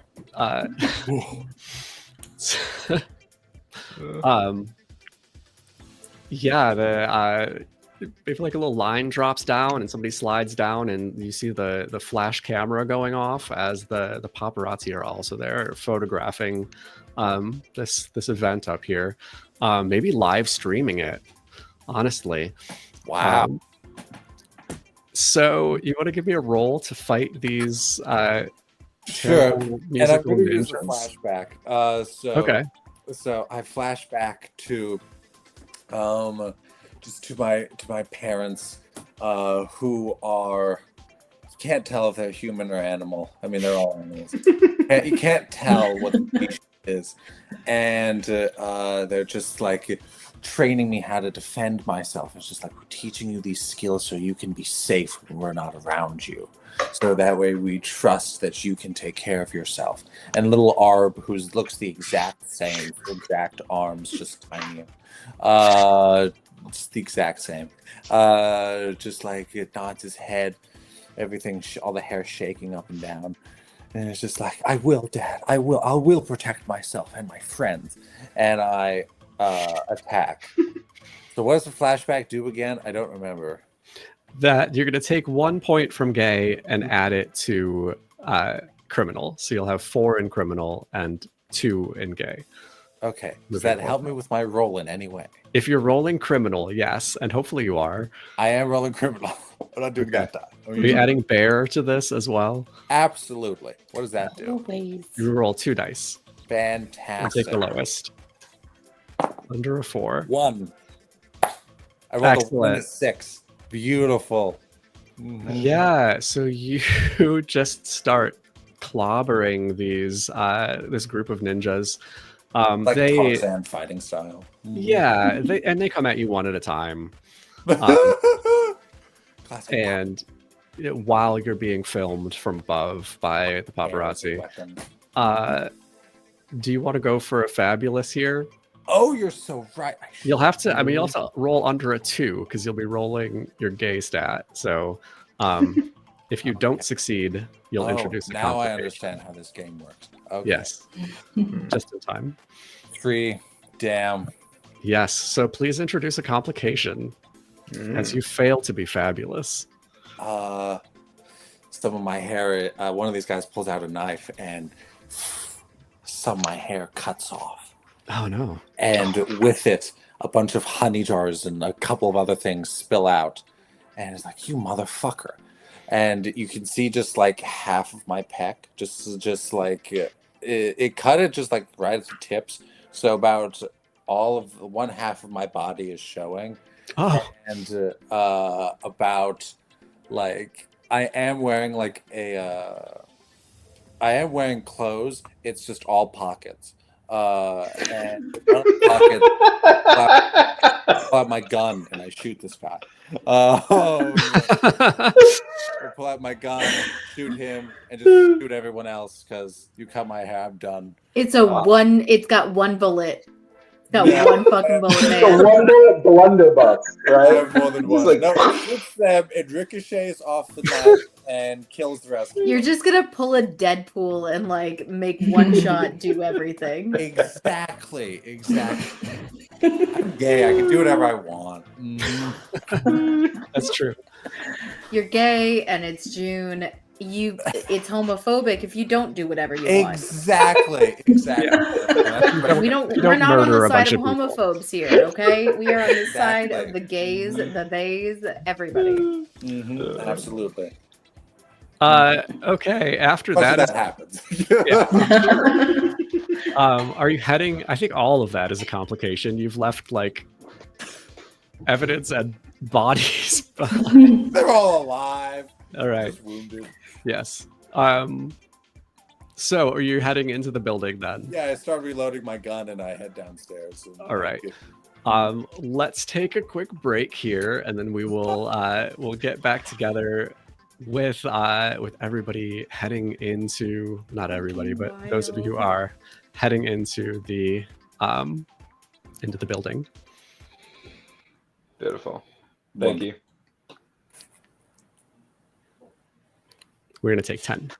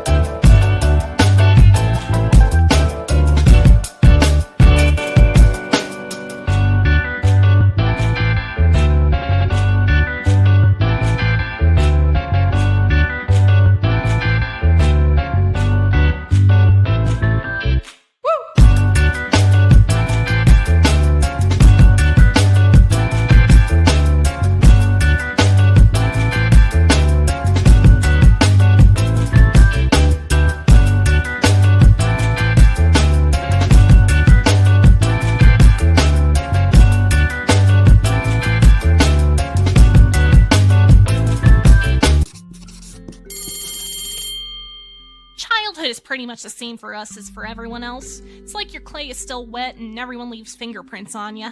The art teacher of life hasn't gotten the kiln working, so we need to sit on the windowsill of time and bake in the sun of experience, and then we end up with bits closer to the sun that end up with the cracks of hard knocks because they bake quicker. Everybody goes through that.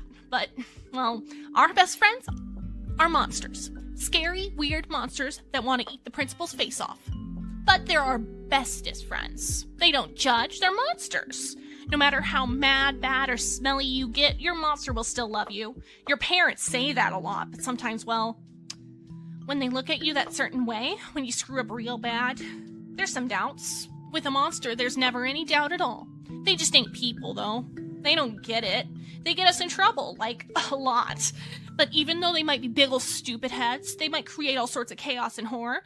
When the chips are down, when you bowl a 7-10 split, when it's a tie game 4th quarter and 3rd down with seconds left on the clock, well, then your monster is gonna lunge across the table, snatch the cards from the other guy, blow down the pins with their hurricane breath, and whisk you away through a portal in space-time so you don't need to watch any more sucky football. Like, yeah, the stains are hard to get out of the carpet sometimes, but yeah, we're gonna keep them. I'm sorry that I'm not him. I'm not my father. You are not my father. You are your father's daughter. It's not that I didn't believe in the God I was taught, it's just that Papa was God to me, and now I don't think that God will ever forgive me. We are actually doing something. We are trying to find our fathers. You knew my father, Frederick Van Hallow. Do you know where he is? No. I don't know where any of them are. Do you think your father's evil? Yes. The man that leaves a small gift under your pillow every birthday, every Christmas, despite your mother. Albert! Obviously, if you've come this far, then congratulations. I have a gun. My father he makes them for a living. I've grown up around them. Good luck, my son. What lies beyond is what our family is here for. Hello. I see. This one's different. Not like the others. You said I was different and that I wasn't like the others, and you were right, and I am not like them, and I wasn't supposed to. Everything I've put before you was for you, my son. Clearly we were supposed to know, or at least I was supposed to know. It was my father's thing. You should take that off. I can't. It doesn't move. I know it was in our family for years, and it was not mine. It was not my right to take it. Blast straight out the back. This is a quality-made gun by your father. If you can accomplish anything that he was capable of in his youth. You look just like your father. I'm looking from that to the soot on the walls that might be my dad's. I sorely misunderestimated all three of you. I can see that now. I've lived with my anger for a long time. I did not need you to tell me that I can control it. It is a ridiculous notion, actually. The fact that it has to be sons. I've just spent so long killing every part of myself for him, and it's your need to keep up appearances meant more than my happiness, apparently. I think there's an awful lot that you can't be forgiven for. And you didn't give me much reason to love you either. You were like another father to me. Yes, your father may well have failed you. He did. You made every decision knowing everything. You knew this whole time that there is no God, there is no heaven. Was she truly so bad? If she wasn't that bad, I wouldn't be feeling this way. And I don't mean that anymore in the way that I used to think, that nothing I wanted was relevant. I don't think I'm the same anymore as I used to be. And I think that's good.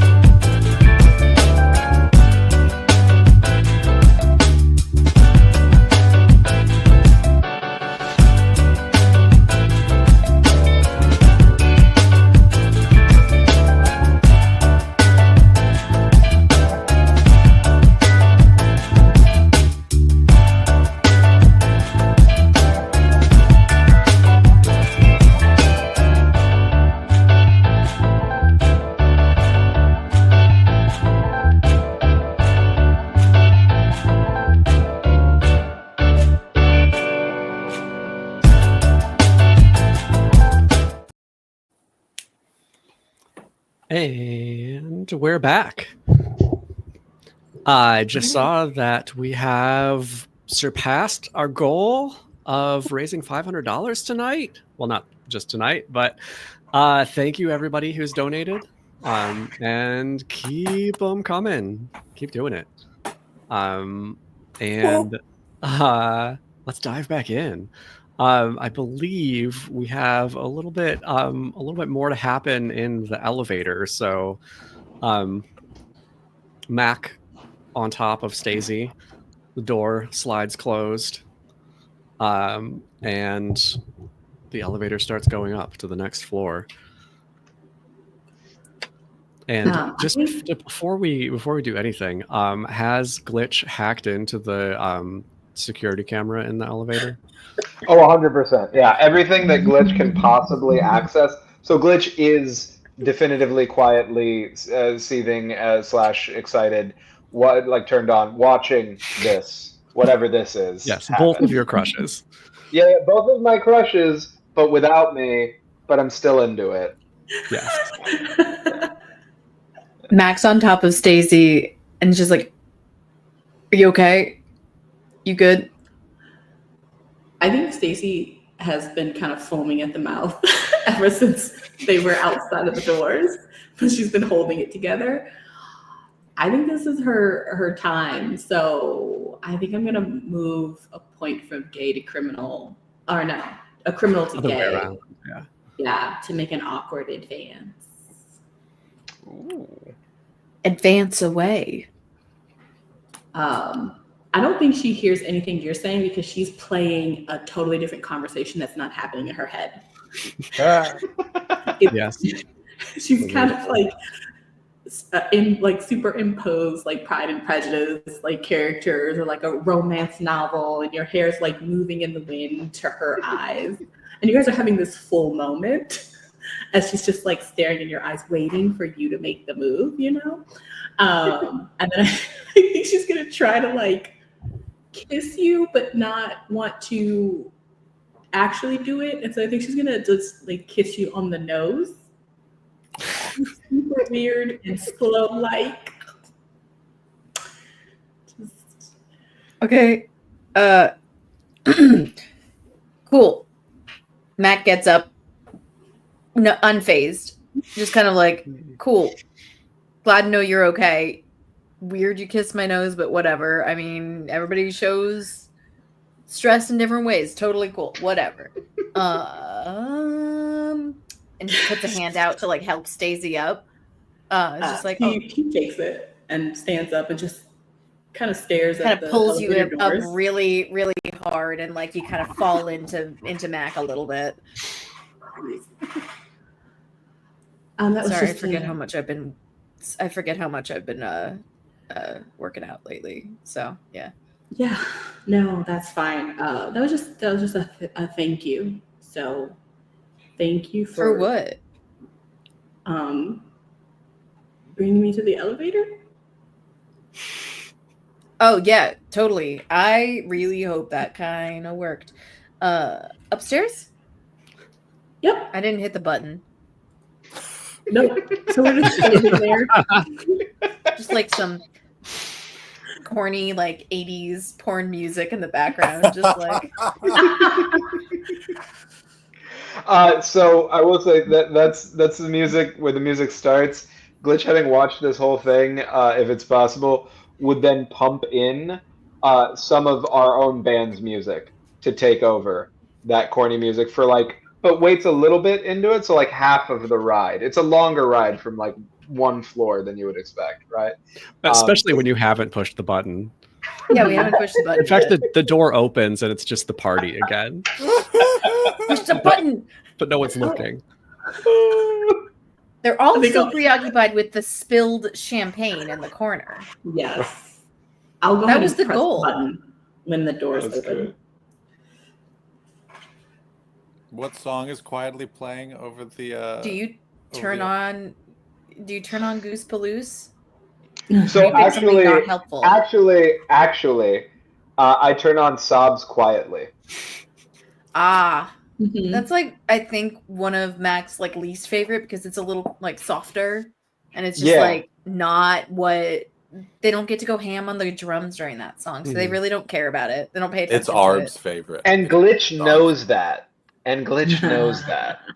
Trying to throw the vibes a little bit. Perfect. Arb feels like this is his song because at every recording he was quietly sobbing to himself. Yeah. Excellent. Great. So did you have something that we had to be doing right now, Emma, or can we just keep going? Like, keep going.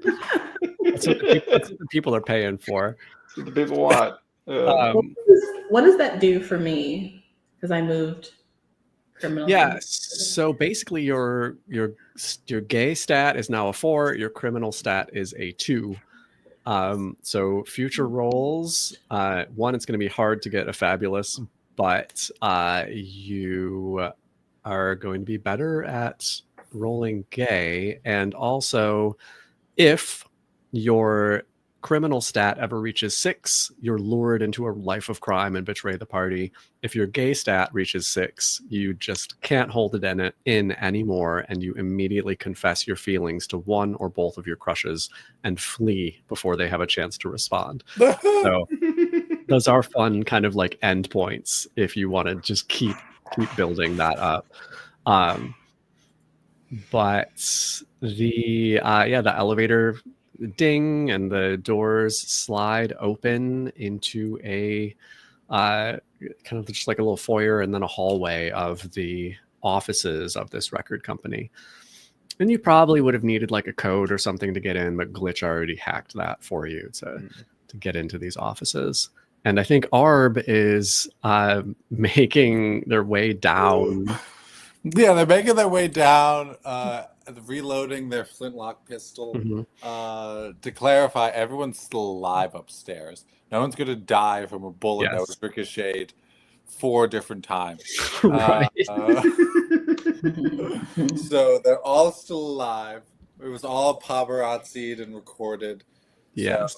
So, and if you haven't been monitoring, Arb has 2 advantages that you're sitting on, and also you should give yourself a fabulous point. Yes. Fabulous. So that's 2 fabulous now, right, Arb? No, for me, I'm only a 1. Oh, just a 1. Got it. Yes. Yeah. But I do think since my hair was dangling on Mac this entire time, that single strand of golden lusciousness. Single strand that Arb is so tuned to because they're the bass, so they tie strings and they're very tuned to vibrations of wires and thin threads. So can I have it be that, especially when those threads are their own hair and body, so through some bear magic shit, through the sheer gayness of hair, can I hear the vibrations of their talking when they were on the elevator? Absolutely. I didn't mention it because I figured it was obvious. I've seen Goldilocks too. Obviously. Yeah. I heard all of that. Sequel's coming to a theater near you. I mean, your skill is literal bear things. So, I mean, this is a bear thing. This is right? a bear thing. Oh, yeah. It's the thing I know about bears. Come on. Conversation through a cut off piece of hair. Absolutely a bear thing. All right. Oh my God! Wait. Let me go ahead. I love you. And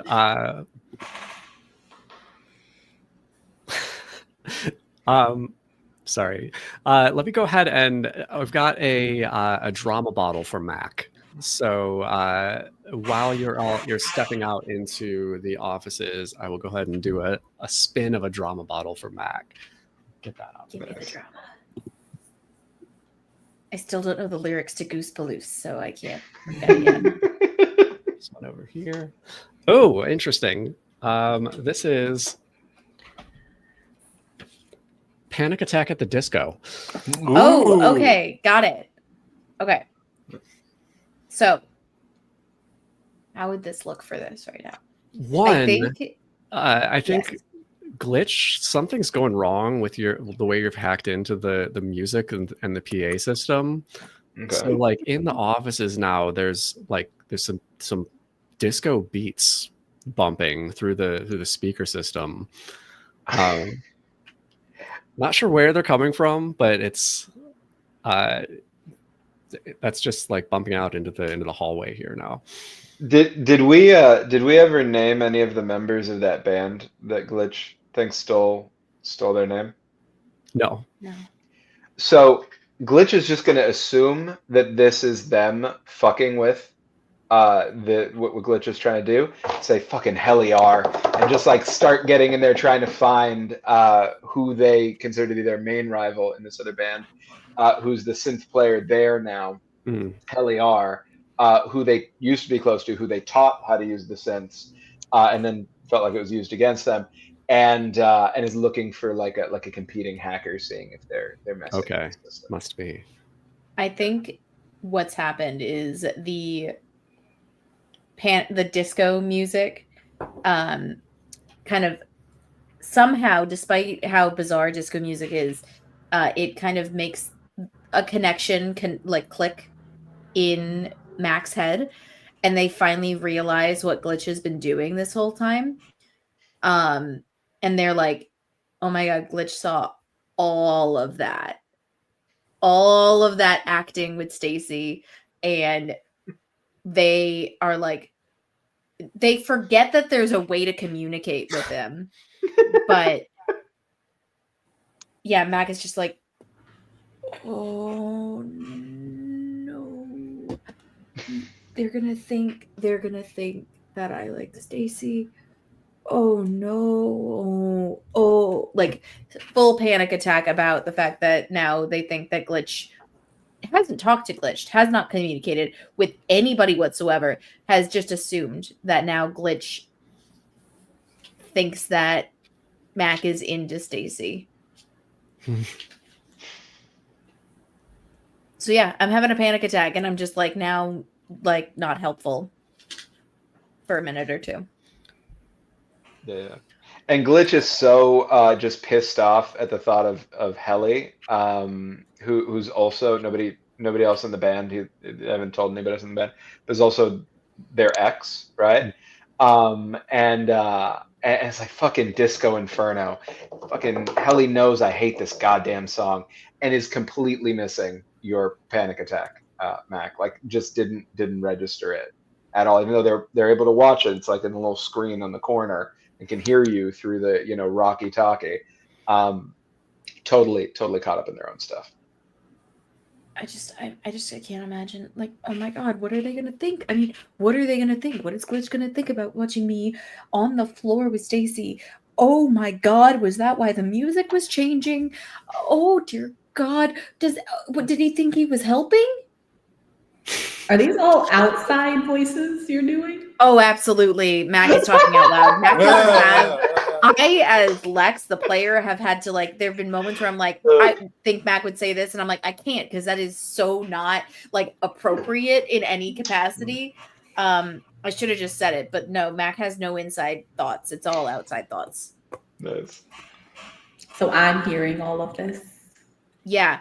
Oh no. Oh, Daisy, Glitch is gonna think that we're a thing, and like it's gonna mess with the band. I can't. I don't know how to tell him. I don't know how to tell them that was just the plan. Like that was just part of the plan, right? She says nothing. Completely silent. She's just staring at you. Oh my god, how do I fix this?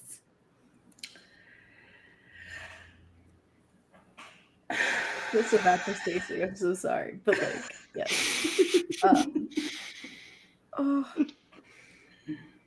We just gotta go. I mean, what's next on the list? I gotta know what the next step is. Oh god, I have to pee. Fuck. That's Mac, not me, I promise. Yeah. I'm guessing Arb is supposed to be coming in at some point. Arb? Yeah, I think like right next to where you are walking down the hall, a like metal door swings open to the stairway, and Arb is there. Arb is there, have their heads gun proffered out, just slightly covered in blood. Just a little bit. I think Stacy will use that distraction of Arp coming in and being like, "Oh, good, we're all here. Let's move along with the plan." Mac, are you And she'll- okay? Are you okay? And Arb puts the gun away, just puts it back into their hair folds, and just like kind of like not quite knowing what to do. Like, should it put her shoulders on you or not? But it's just like, are you okay? Are you okay? Or do you need anything? You want some money? Yeah. I'm great. Oh God. It's gonna be okay. Whatever you're freaking I out fucked about, up. it's I gonna be fucked up. That's it. I just really fucked up. Can I make a move?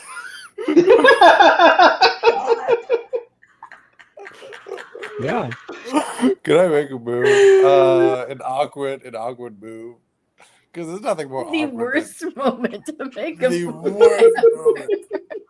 Arm was raised by bears. What even is a human understanding? How does this work again? I move a point.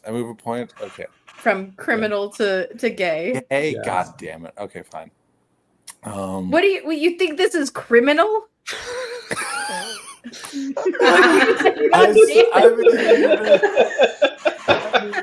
What are you about to do to Matt? God damn it, man.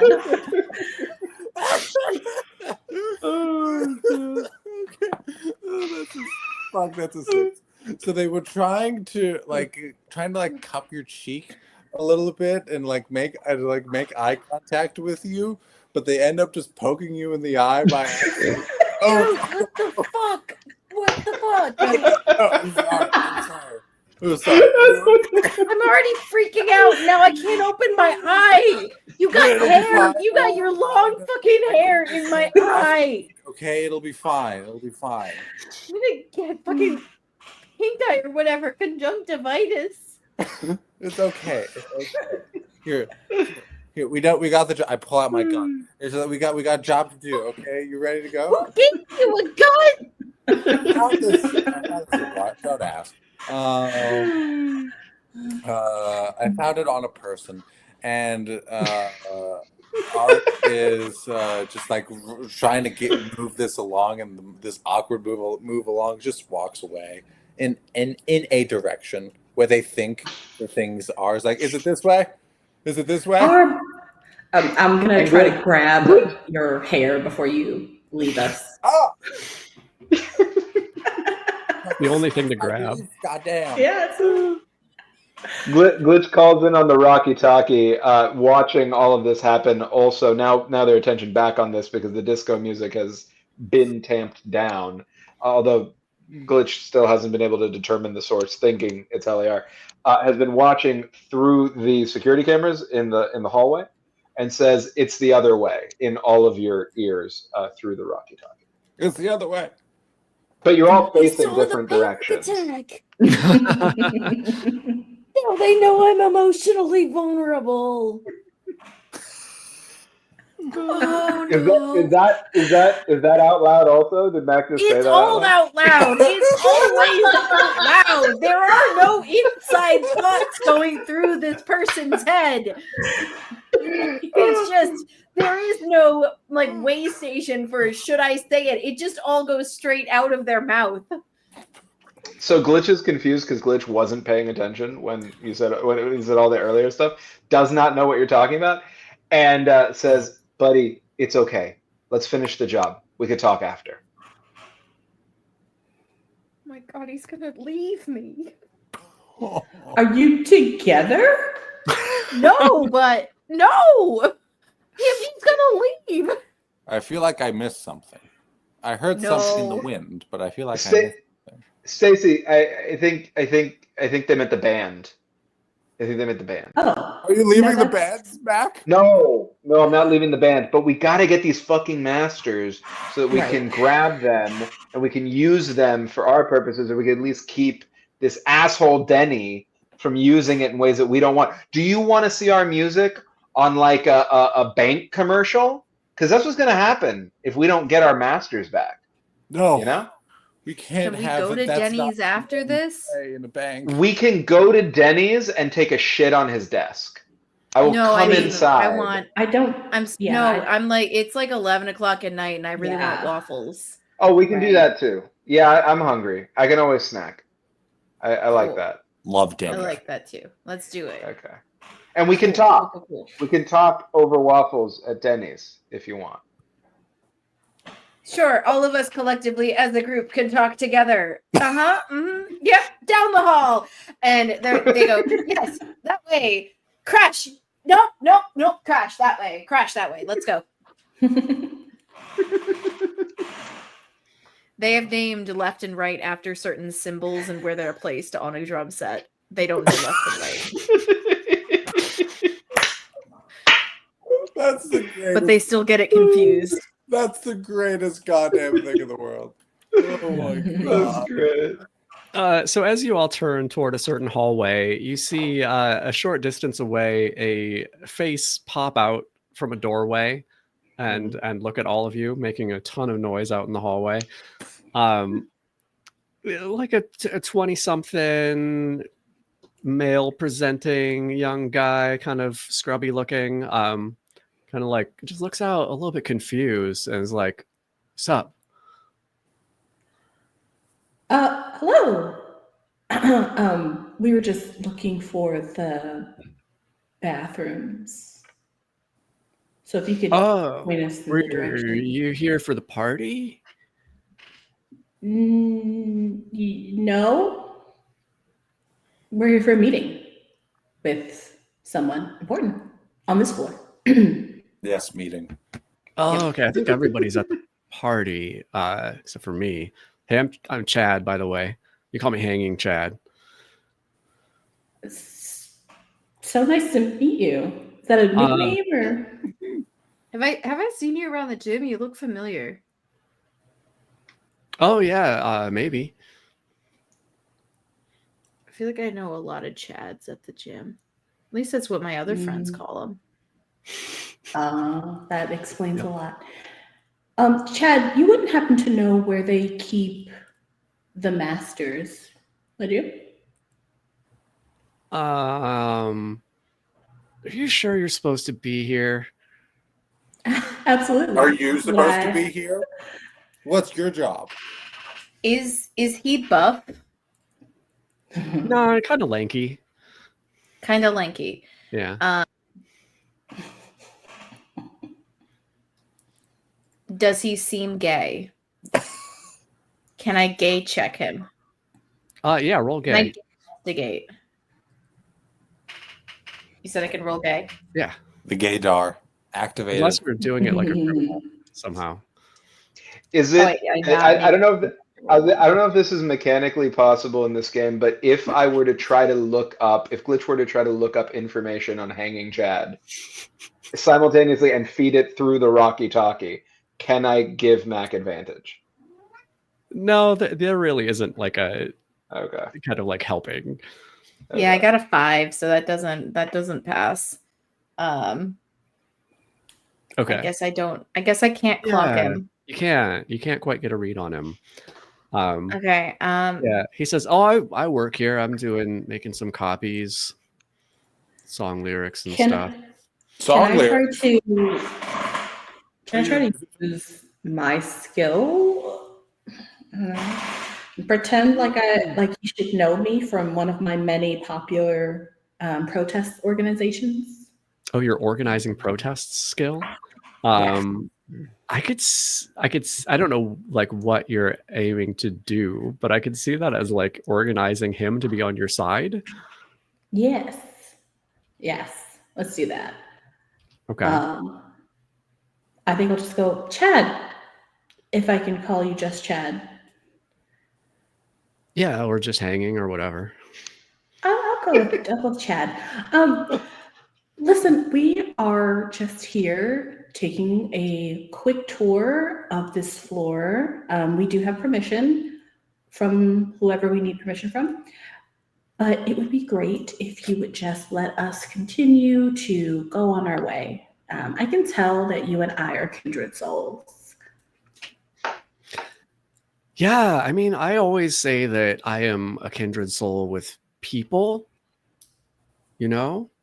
And everybody Yeah, always I says feel that that. I'm, stupid and that was dumb, but I No. really like hearing it.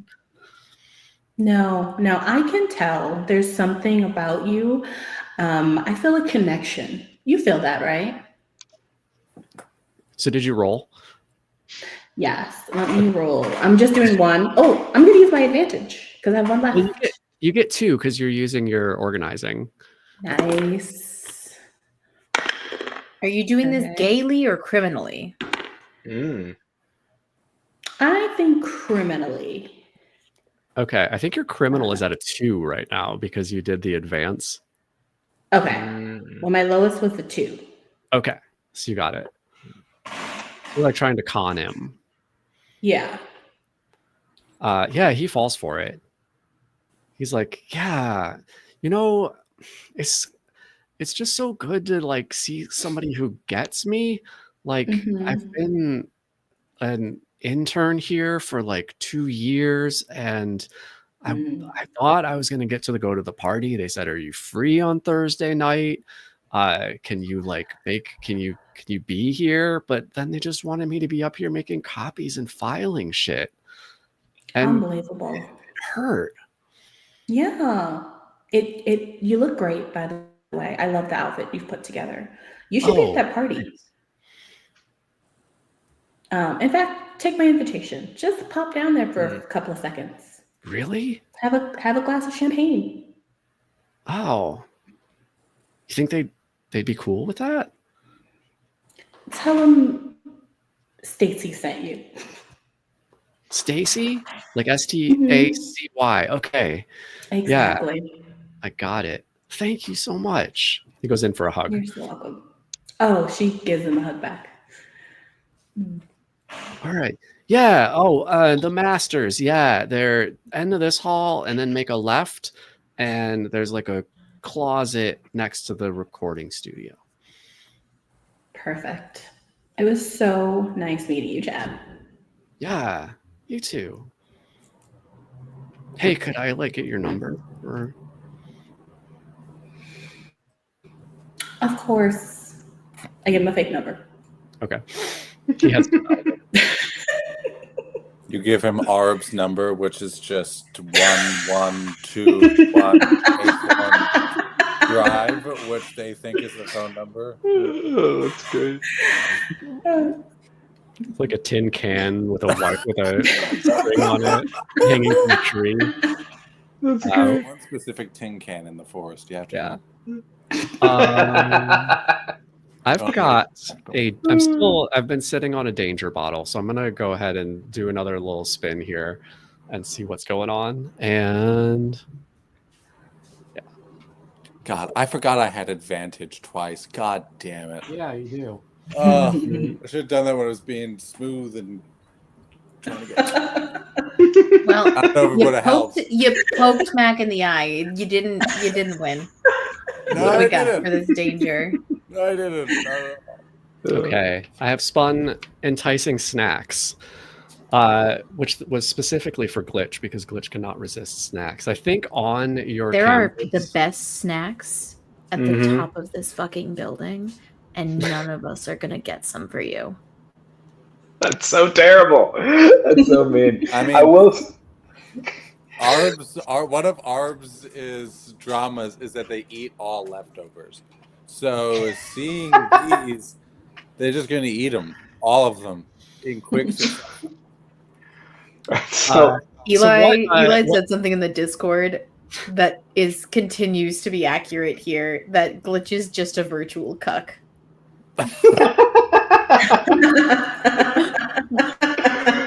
Yes.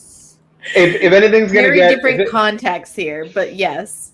If anything's gonna get Glitch out of the cuck chair, it's gonna be some snacks. Yeah. So what you spot on one of your little screens as they're heading down the hall and going around the corner, you see a little alcove that has a vending machine in it, and you enhance and zoom in. What's Glitch's favorite snack from a vending machine? Just chips, just any kind of like grubby little chips. Okay. Like it really, Glitch picks up like there's a lot of like trash foraging, right? So it's like Funyuns and things like that. Like it's very the grossest, greasiest, ideally opened already, just Okay. kind of dirty. A little Yeah. stale. that you can find. Yeah, a little stale. Staler the better. You see Really. a bag of Funyuns, and it's like somebody bought it and it didn't fall. It's just hanging there. And you can see a layer of dust on it. It's been there a while. It's Oof. Funyuns. Salivating.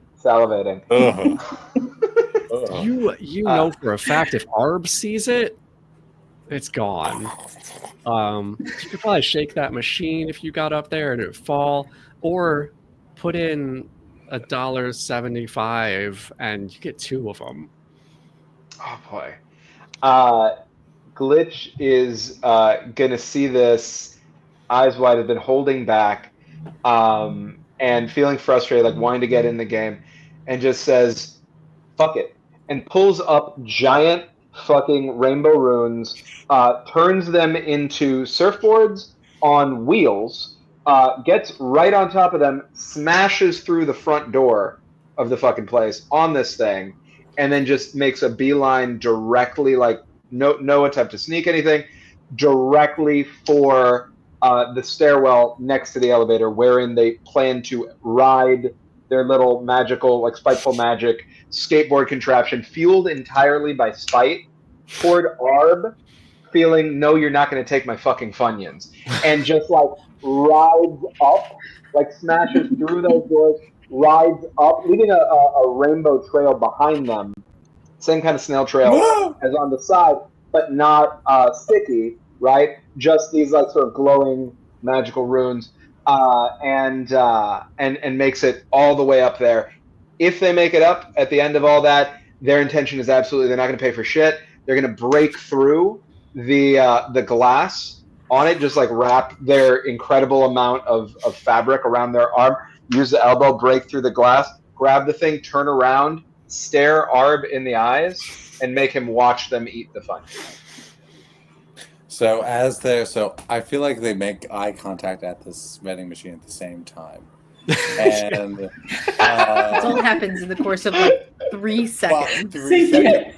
So as Arb, just like in slow motion, sprints over to the vending machine, you crash through in your rainbow poop dust skateboard ruins, and you slam Arb away, and they crash up against a wall as your arms are ready through. Open the bag, eat it, and then Arb.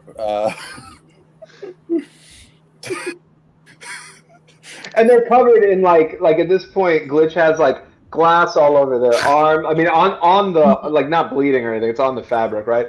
But glass on their arm. Now they've gotten more glass in your hair again. Yeah, Arb takes out the gun and shoots the bag of chips. No one can. They've got this one Funyun in their hand, and they just pop it in their mouth and chews on it, and looks at where your hair had been cut off earlier, showing off half of your body for the first time. I think in the time we've all known each other. Not your face. This is text down. And looks at you where they expect your eyes would be and says, "Nice haircut." I'm going to pick you up and throw you.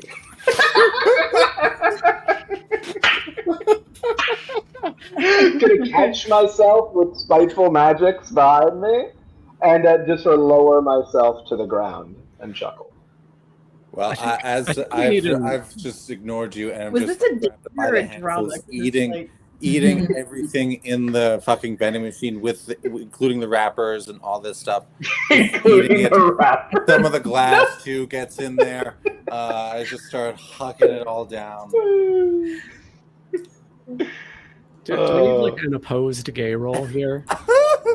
I mean, we need to see who is the most gay on this. You're so right. Although I will say that I would make an argument that it's both gay and criminal because of the property damage all throughout. Yes. And then maybe the assault that Arb did on, So maybe we could roll both. So if we roll both, do we get a fabulous if we succeed? I think so. Well, I just do the gay roll, and if you succeed, Okay. then you can go for the fabulous. Okay. Copy. No. So yeah, that was a fail for me too. Double fives. Okay. Daniel, you do have that advantage. 2 advantages, I think, if you Fuck want me, to. you're so right. Yeah. Success. And I shall push. Success again. All right. Yeah. Arb is like clearly wins in this. Whatever My the hell hair this is. glorious. It's both appalling and mesmerizing watching them just gargle this down like all this vending machine food like just absolute heathen. In the most grotesque and yet like a car crash way. You can't take your eyes off of it. Yeah. Nice. And I will say, having failed that, Glitch's heart sinks as they see, especially the wrappers, get eaten up. Just thinking like that would have been delicious. I hate that I'm missing this. For sure. Yeah. I think Mac will just kind of put a hand on Glitch's shoulder. Mac is is taller than Glitch by like a solid head and a half. Like, and just puts a hand on Glitch's shoulder. It's okay, we'll get you more chips. Glitch is feeling so vulnerable that, completely out of character, they put their hand on yours, and I'd like to roll an awkward advance. Okay. Can I give them advantage since we know? Can we give? I know that it's not have like to roll for an awkward advance. You just copy. do it and move the points around. But I will say also with that fabulous for Arb, that impresses Arb's crush, who is Oh Mac. yes. So I see. So I put a hand on Glitch's shoulder, but at the same time, part of my I just kind of You can't take your eyes off of them. I don't want to say that there's any level of actual attraction on that, quite honestly. But I think there's this moment of awe, not good, but that was impressive. It's like when you watch a competitive eater where you're like, it's horrifying, but also I get it.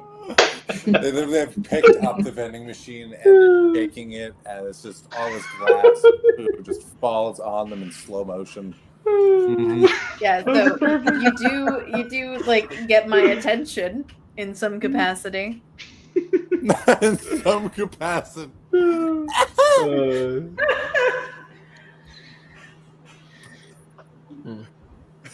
That's great. Cool. I'd like to say we're all Stacey upstairs. would be watching that, but I think she's had to turn away because that was obviously way too hot. Yeah. She's out of her scripts. It's true. And I was going to do this anyways, but after they're finished, they put down the vending machine. They look over to Stacey. It's like, Stacey, well done handling those. That Chad hanging man. Well done. Thank you. I appreciate it. I would love for you to handle what? Yes. Mm-hmm. What? Were we moving to? We should go down to the hallway.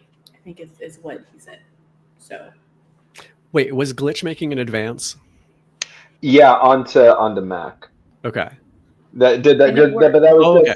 It was just the hand on the shoulder. That's okay. a huge thing for Glitch. That's already Mac Mac neon knows sign. that's a huge thing. Mac doesn't realize it's a neon sign. I think Mac still is very oblivious. Mac is doesn't think anybody's serious about anything in terms of feelings, and is just I'm getting them to open up.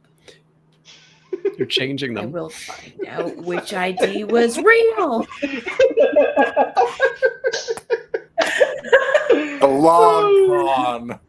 And I will say as Mac presumably says that out loud because they say everything out loud. I made that statement. Glitch starts playing from their magical interface another one of our songs, which is "That's Not My Name." All right. Yeah, perfect. So we gotta Okay. go do stuff, right? Yeah. Yeah, Oh, Stacey's right. already walking. The air gap computer is this way. We can, I think, and we can go try to use it to get to the masters. I would like to make a. I don't know if this is an advance or if it or what. I just basically want to have a moment where it's just like Mac talking to Glitch, being like, "So, were you watching those cameras?" Yeah, I mean, I was covering you the whole time. I had your back. I mean, I got a little distracted at one point because somebody started pumping that stupid fucking Disco Inferno song, and I know it's Heliar because Heliar always likes to fuck with me at that. They think that's funny. And we saw that they were playing downstairs. Did you see that they were playing down? I can't believe that they got invited to play and we didn't get invited to play. Can you believe? Oh yeah, no, it sounded terrible. It was awful. It was Yeah. I mean, they're so talentless hacks, right? But I mean, what's Monolith gonna want, right? But talentless hacks. Yeah. Yeah. So yeah, but why? What happened? Oh no. I don't. Were you watching in the elevator? I mean, kind of. Yeah, that was a lot of when I was dealing with the Face I'm just sorry. goes bright red, and Mac walks away really quickly. Like leaves mid sentence. So as Mac walks away, just sighs again. Fuck. Reaches into one of their folds of their huge clothing, pulls out another bag of Funyuns, crisper than the one that was in there already, that they had with them the entire time, and just opens it up and starts They've snacking been here loudly the whole as they walk time. through. Yeah. Just it wasn't that bag of Funyuns. It wasn't the dirty one. That's what they wanted. Yeah.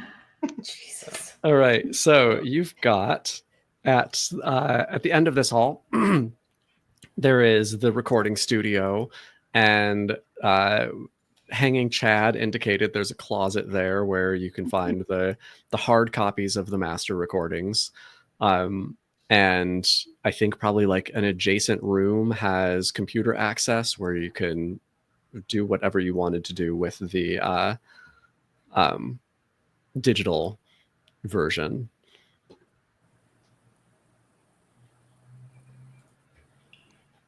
I'll look at Glitch. Do you have to do something? Do you have to plug something in? You two do, pointing at you, Stacey, and at Mac. Remember, I gave you the little like USB drives, the little sticks. Oh, yeah. She has hers on. You want me to put what where? Like harness. And she'll take it out. I want you to take your USB sticks, and I want you at the same time to stick them into two different portholes at the air-gapped computer, and that should turn it on enough for us to be able to get in and get the masters both digitally and physically. Mm-hmm. Stacey's just nodding. Mm-hmm. Yeah. Okay. Mac is having by this language. the most internal monologue they may ever have in their life. Where and it's not even a monologue, it's just a perpetual scream in their head of gay panic.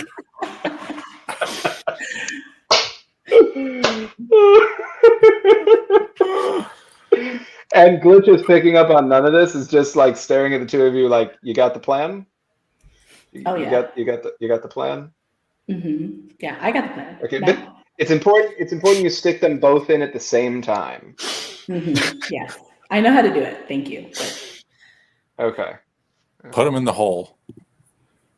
Yeah, two different holes, opposite sides, just at the same time. Right. We get it. Oh my god, the chat. I'm gone.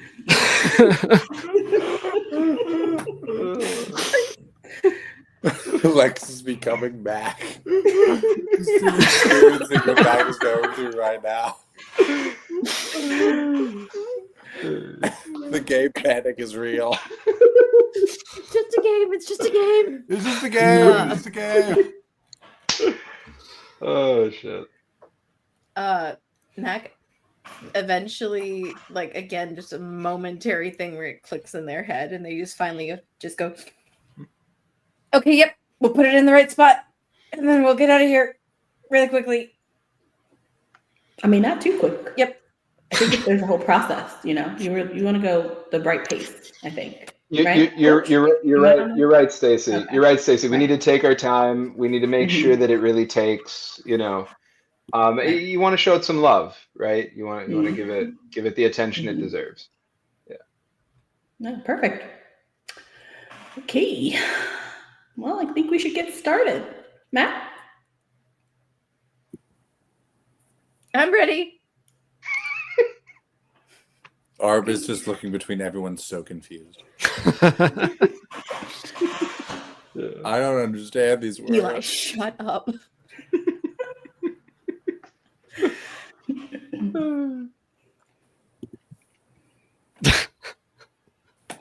Yep.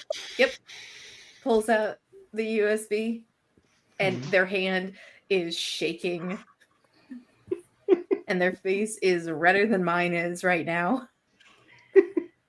Stacy has hers on her right thigh, and so she kind of opens up her slit unnecessarily and takes out a little tiny USB port. Can I look in the hallway to see if anyone's interrupting or Yeah, sure. Security's about to break down the door. Is there anyone? Do I have to roll a criminal?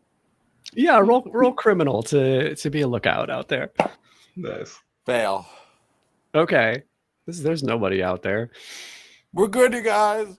You Have the time you need. Glancing down the hall, you spot that there are a couple of wrappers that may be unopened still that kind of fell underneath the vending machine. Okay, guys, everything's good. Everything's good. Everything's good. As they just slowly leave and go down the road.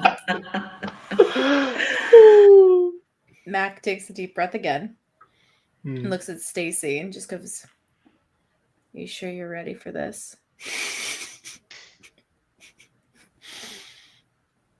I think so. Do we need something else? Do we have everything we need? Do you have your... I look over at Glitch. You sure this is safe? Yeah. I listen. We don't need I know. any form of protection or anything like that. I built it all in. It's in the hardware already. I'm making sure that we're actually going to put a Trojan into the program so that we can get the access that we need. And I've protected us from anything nefarious, any malware or other viruses that could make their way in our direction. Okay. Look, I know I give both of you a hard time a lot, but I believe in both of you. That's why I trusted you to do this. You can do this. Are you gonna stay out here, or are you gonna be watching? I would like to watch. And then Glitch just pulls up a chair in the corner and then just sits and crosses their legs and watches. It's actually kind of dark in that corner, and there's just a little lamp hanging, so there's it's moving a little bit, so just giving shadows and going away and all that. As they watch, and you hear the Funyun bag come back out, and they just...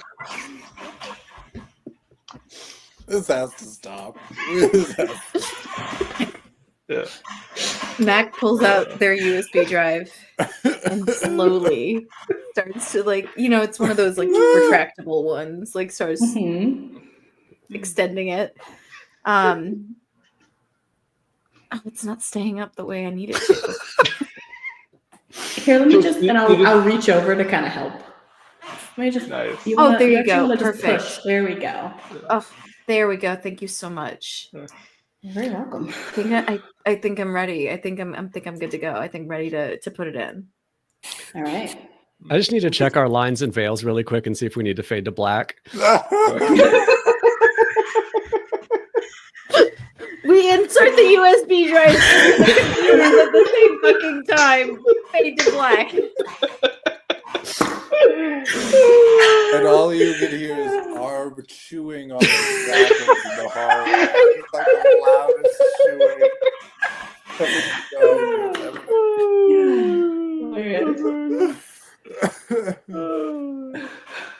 chewing. All right. Forget remembering the lyrics. We've all lost the plot. Yeah.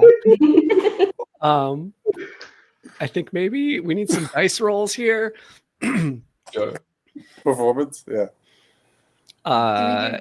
That's really a good question. Is it gay or is it criminal? Yes. Who's rolling? yes, So- yes. Two of you were putting my USB God. drives into a computer. I think it's Glitch's hacking roll that's Okay. actually happening. Got it. All right. So criminal? Yeah. Sure. And That seems right.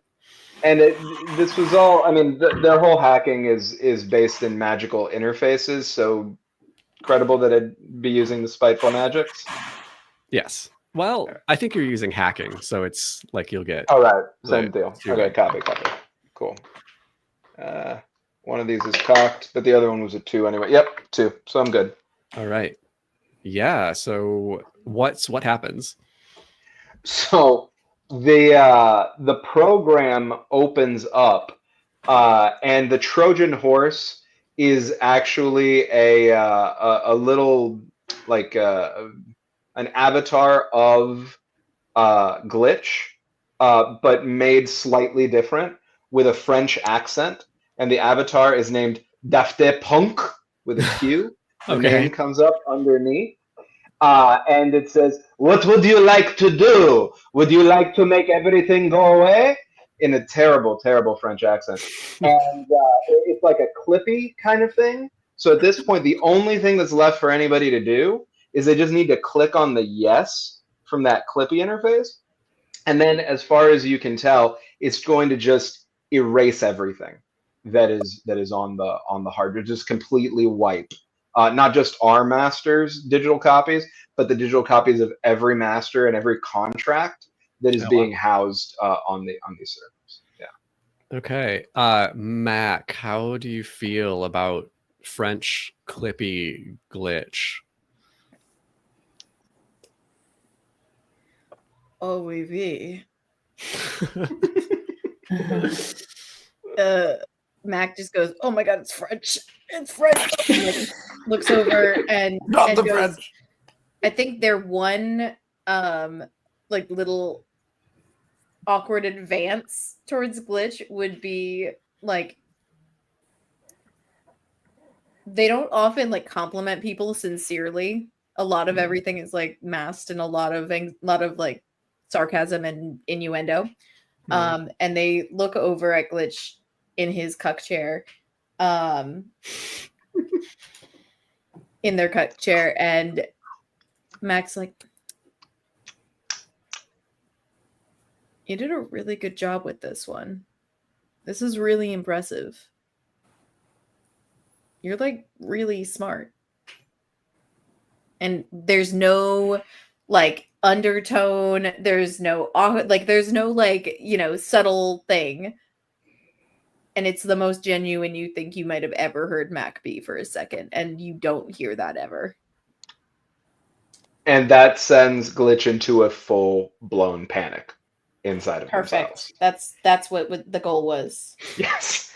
Full-on panic, frozen, Funyun in their hand, absolutely no idea what to do, pulls on their drawstrings to close up their face, presses on their headphones underneath the hoodie hood, as though they're listening to something when they're really just trying to get their mind to go quiet.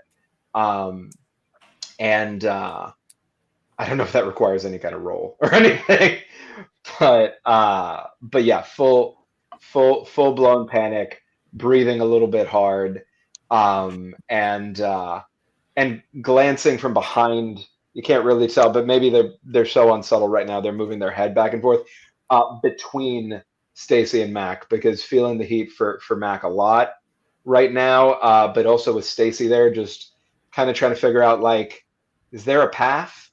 Like, is there a way that we can all make this work together? I think Stacy kind of looks at this and she just goes, "Should we maybe bring Arb in on this at this point? I could be okay with everyone being in the room right now."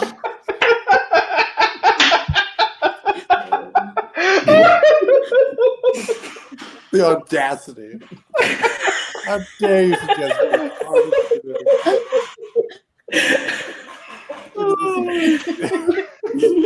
situation?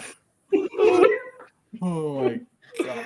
I mean, he hasn't really done anything. We have a whole button he could push, so he feels a part of the plan. What that mouth do,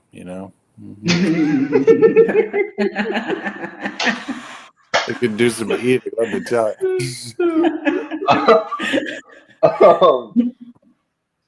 Wanting to sort of like bring Stacy into the fold and feel like validated. Glitch is like a bit, hesitant. Sure. And gets up and goes over like half-heartedly to the doorway and says in a super low tone that's not meant to carry very well, Arb, you wanna come push a button? Arb?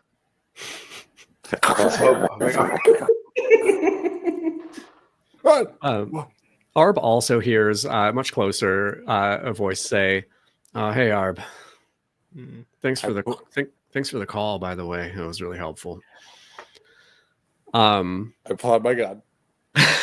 You look up and see your the former owner of your old record label, Denny Mendoza, standing there next to you.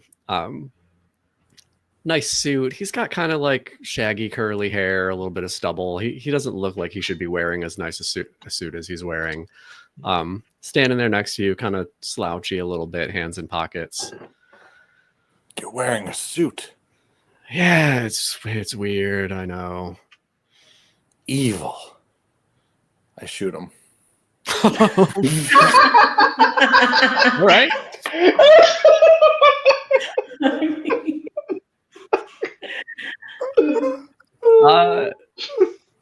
Roll the dice. Roll. Are you shooting him criminal or are you shooting him gay? Age-old question. Yeah, I mean, fair. I mean, flamboyant or sneaky? Oh, that's a good question. Flamboyant. What am I doing? Yeah. I mean, I'm looking at the stats right now, and it literally says gay, used to do anything flamboyant, seduce, do acrobatics, have slow-mo gunfights. Oof. Perfect. So yeah, Arb. I'm also going to do a you could do it flashback both and ways. move a point into gay. Yeah. And I have a second advantage too, actually. Mm-hmm. Okay. So I'm going to move a. No, I'm not. I'm not going to. No flashback. I'm just going to roll straight. Yeah. Why are we rolling straight in a gay game? Okay, fine. Fine. I'll use the second final advantage. 1. All right. Nice. You shoot him. He looks very surprised and falls down. And you see another person behind him. A very large, you could say a bear of a man, also in a nice suit, fitted barrel chest, like nicely trimmed beard, sunglasses. He might also be a literal bear. It's hard to say.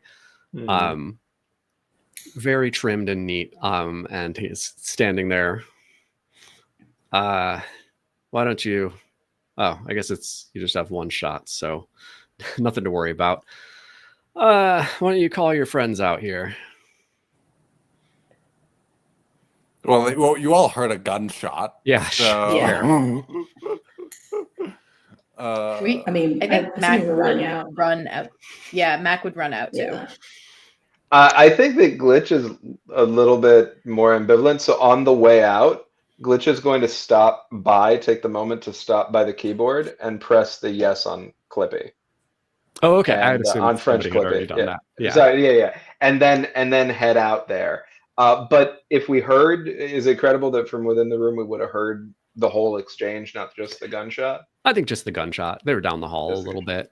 Okay, you were copy. dealing with some weird tech tension. Copy. So Glitch comes out at the tail end of the group, still just finishing housing this Funyuns bag. like a little gremlin, super happy that they got off their deft punk, and wants to see what's up. What's up, everybody? And I think behind you, Daft Punk is probably saying, ho, ho, ho, deleting files. Yeah, you step out and I'll see this large man standing there with Arb and your former label head laying on the ground. And I look at it. I look at him, and I'm like, "Fuck you, Danny Mendoza. Fuck you." And I walk over closer to Arb and offer him what's left, or offer them what's left of the bag of chips. In one, like a snake extending their jaws, but it's just hair coming out. It just eats the bag in one bite. Okay, so this person here says, it's nice to finally get a chance to meet. I'm Galen Jam, head of Monolith Records. We heard you'd be coming by tonight. You heard that? From who? Kind of like looks down at the person on the ground. Oh, right. I forgot about that. He was wearing a suit. Was I right to shoot him? We don't trust suits, right? It was a good call. It was a good call. Yeah, it's fine. You did good, Arb. Yes. I think when Mac and Glitch say almost the same thing at the same time, Glitch looks over at Mac, and possibly for the first time in their whole knowing each other, smiles. Mac melts a little bit. Oh my God. Emotion. Yeah, emotion. Emotional intimacy. Oh my God. Smiling at me in my general vicinity. How, oh my goodness. So Victorian.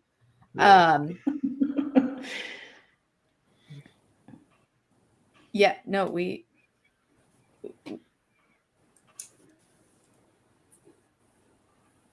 what are you doing here? We're supposed to be here.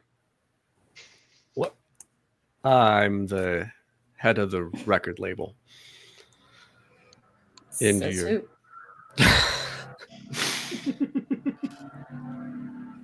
I think Yeah. maybe.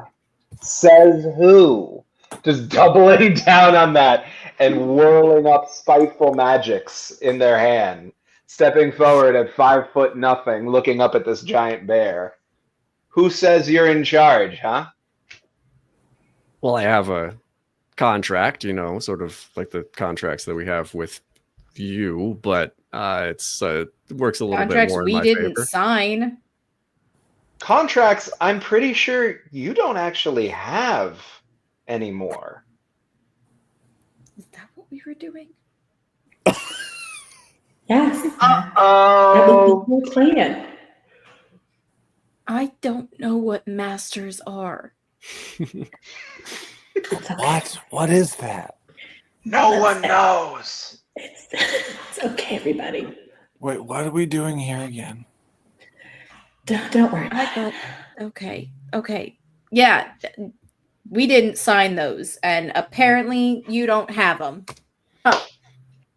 There's not a vending machine on this floor. That is a good question. I could snack. Yeah, I get it. You deleted some files from the computers. You think we don't have backups off site? We still have contracts. We own Nightmare Friday. There's not really much you can do about it. And as for who says I work here, well, I mean, we bought out Molotov, so I'm the head of Molotov. And Monolith Records, of course, is jointly owned by Kraft Foods and ExxonMobil, both of which are controlled by a group of 5 shadowy billionaires. So I suppose it's them that told me I work here. Nice people, by the way. Real nice people. I don't know what any of those words mean. I do know one thing. Never trust a suit. I'm going to tackle him. Glitch is actually going to join you in that attack. using their spiteful magics to help like pick them up and push them toward your tackle to try to make it so that you're able to hit them harder. Just sort of like making using a bit of like a rainbow hand again behind them, just trying to smash them into your tackle. Amazing. All right. Yeah, I think we'll have Arb roll. And I've got a disadvantage that I can give to anyone. I'm going to give you disadvantage on it. So you'll roll 2 or bastard. How would that work if you're already rolling 2 dice? You roll 2 and take the highest. Okay. I'll roll my rainbow dice. And a 2 and a 4. Okay. What are you rolling? I guess that they're both 3. My stats. Oh, they're both 3, so it's a loss either way. Mm-hmm. Okay. Yeah, I think you're like this guy. It's a fellow bear. So you're kind of matched. You're sort of grappling with this person, despite Glitch's magical help. He's so strong. Yeah. And Galen shouts, "Come on out!" And from behind him, you see several figures kind of step out into the open area that you can see at the end of the hallway. I'd like you to meet the new Nightmare Friday. And you see 4 figures, which are basically like cleaned up versions of each of you. So there's the lead singer, kind of like pixie-ish, but total Instagram model, full sleeve tattoos and like taking a selfie while she's standing there. There is the bass player who's just like a really big guy with long hair.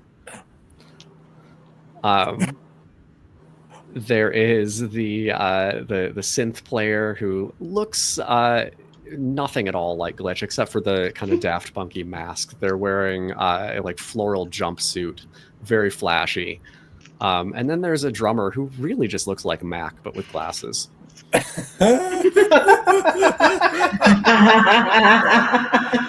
What a dork.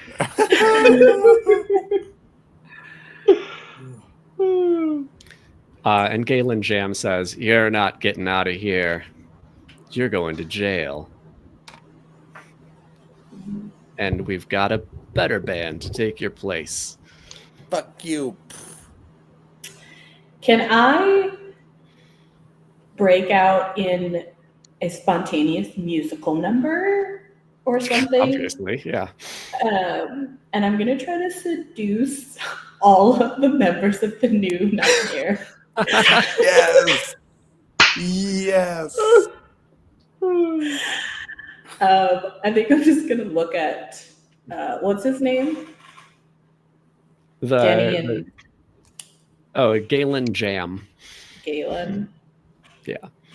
I think I'm just going to look at him. Still wrestling with Arb.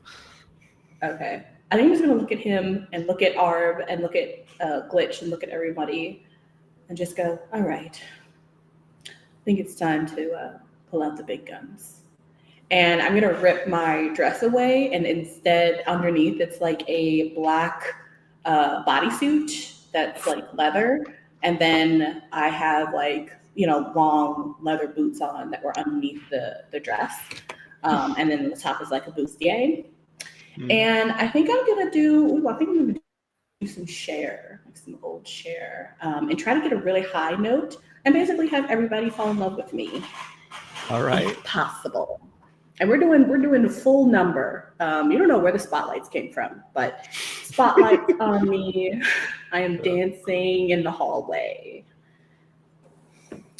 So I can roll. So I'm gonna obviously roll my gay, right? That sounds like it, yeah. And then do I still have 1 advantage left, or did I use that? I think I have 1 left, right?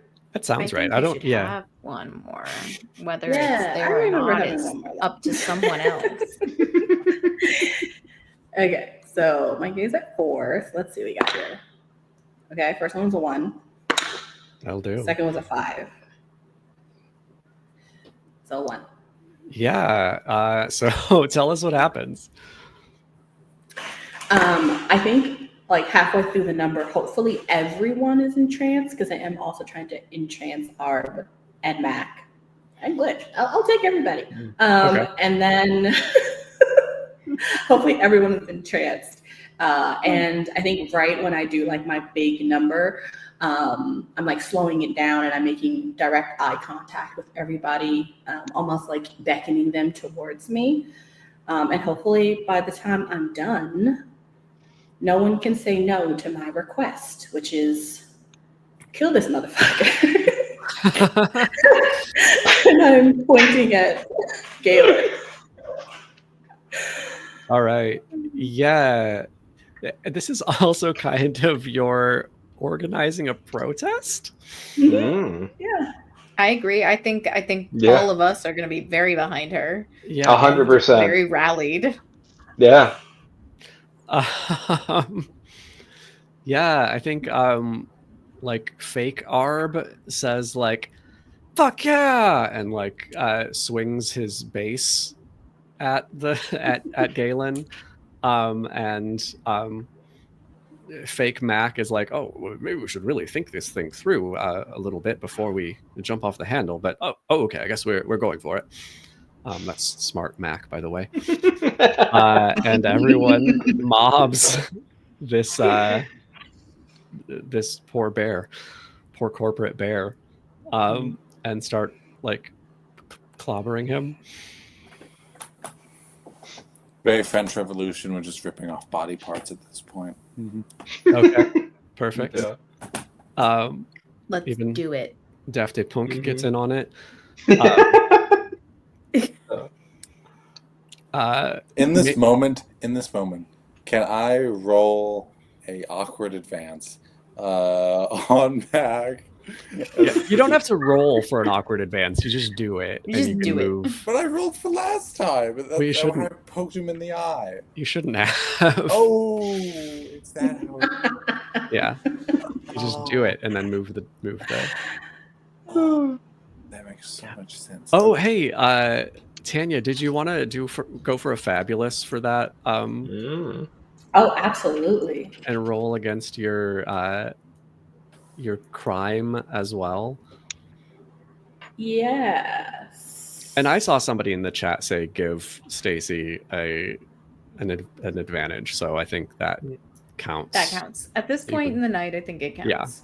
Yeah. Mm-hmm. Oh yeah. I would love for Glitch to be so moved by my performance that he does like a bit of a fireworks light show at my end. 1000%. Oh yeah.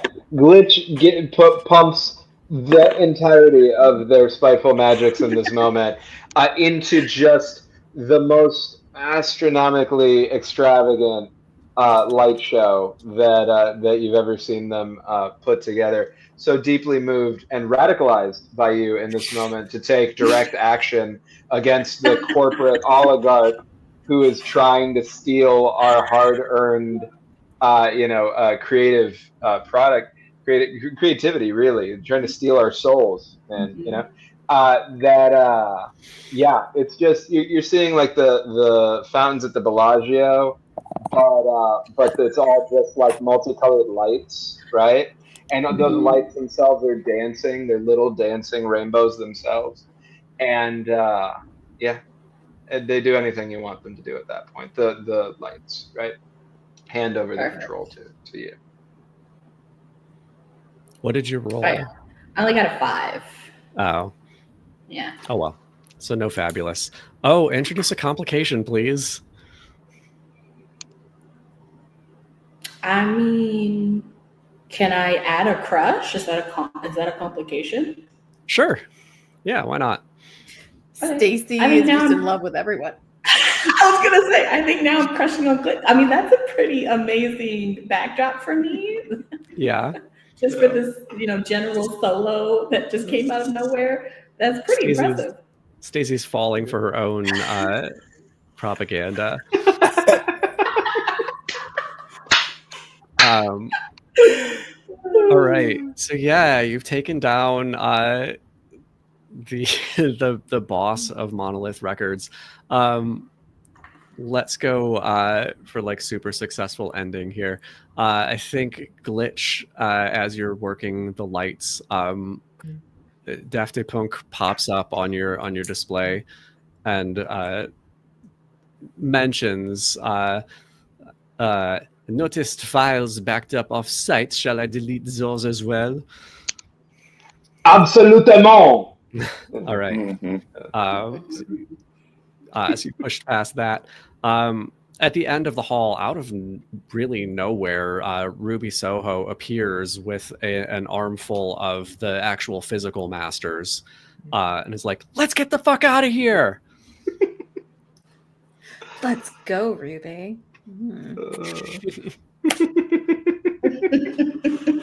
Yeah. So we all just sort of just like run into an elevator together, and we're all just like tightly packed in this elevator. Yes. And Oppies continue to kill this guy. The cleaned up versions of us are tearing this bear limb from limb. Literally.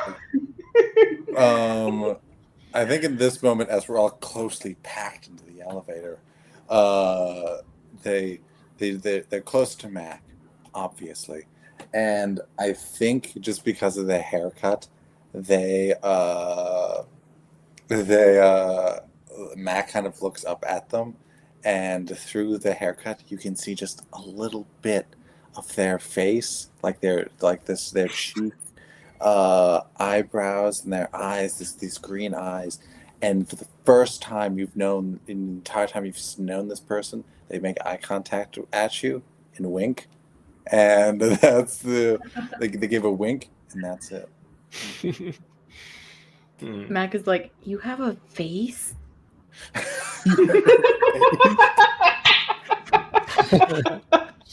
Well, yeah.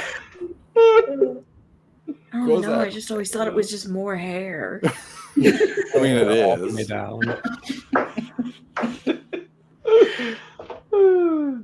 And I think Eli in the chat is right. We need an Ocean's 11 ending with everybody post heist gathered. Where are we? Wyoming? Sure. Well, I am Wyoming. For sure. At the one skyscraper. I am Wyoming. They have so you're standing around a miniature version of the Bellagio. We want to go to Arby's. At the local Denny's. Okay, so you're at the local mini golf course across the street from Denny's. That's Las Vegas themed, standing around the hole that is the Bellagio fountain. And I think Ruby Soho first says, "Man, that meant the world to me. Did they really kill that guy? It doesn't matter." And Mac is just eating a big waffle like this, like holding it up and eating it like a cookie in a way. I mean, if he's not dead, he should be.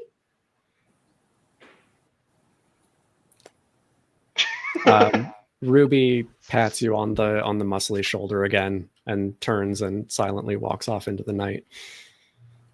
God, what an enigmatic woman. Never to be seen again. She's the big bad of the sequel. Yeah. Well, I think that went very well. Everyone played their part perfectly. I do think we should all probably practice the making sure that we have the ports right and making sure that ARB is included in that. Just all of us kind of together. Oh yeah, I remember hearing Glitch, you calling my name from down the hall before I shot that guy. What were you all doing in there? You took it awfully long. Well, I could feel heat radiating from that room. So they were each putting the USB sticks into the portholes on the opposite sides at the same time. We needed you to come over so you could work the button in the middle. We needed you to be able to work the button. I was supervising. We didn't need you to work the button. I have an extra hand. I could have reached it when in doubt. No, I think we're All on I the same page understood in here. that sentence was whole and button, and I can do both of those very well. Perfect. That's what we're talking about. We're all on the same page. So wait, can somebody explain to me what masters are again? I really don't understand what you just did or why. Do we have our masters, like when Ruby walked away, did she leave the actual like tapes? Yeah, sure. Yeah. Okay. I ate mine. So I just hold up what's left, the tapes that Arb didn't eat, right? I'm like, these are the physical like copies of the master recordings of what we've recorded together as a band so far. We deleted it's all we for the deleted all the band. digital. Got it. Got it. Yeah. Okay. Yeah, we deleted all the digital copies. So this is it. Like, unless we record something new, like this is everything that we've worked on as a band together this whole time in my hands. And If something happens well, you ate one of them. Well, that one's gone. That one's it'll gone. be back in a few days. Did you eat You don't want it. goose palouse? It was Goose Palouse. Now we're never gonna know what that third verse was. Well, no. Did we just live it? I mean, I write all my songs. So you have a copy of you have the lyrics. Yes, of course. Oh, okay. Can you sing it for us real fast? I believe the third verse is something about secretly in love with you. Please see me for who I am. It kind of goes into some other fun lyrics around that. Okay. I never really paid attention to that. Okay. I mean, I don't think I've really liked it that much, but I feel like I like it a little bit more now than I did before. Well, I'm always working on some new stuff, and I think our last job really gave me a lot of inspiration. Okay. Well, I mean, maybe we should like you and me and maybe Mac should like workshop it some more. All that's going through Mac's head in this time is drum, drum, drum, to drum, to drum, drums, drum, drum, drum, and cymbal. And cymbal. And I mean, I guess you can. I can watch. I have a really comfortable chair. You can. Yeah, I think we should schedule this. This sounds from good. the bass. I think that is. Ruby comes back and says, I thought we were all each gonna just leave one by one. That was not communicated to any of us. I need clear instructions, not to be hidden in song lyrics.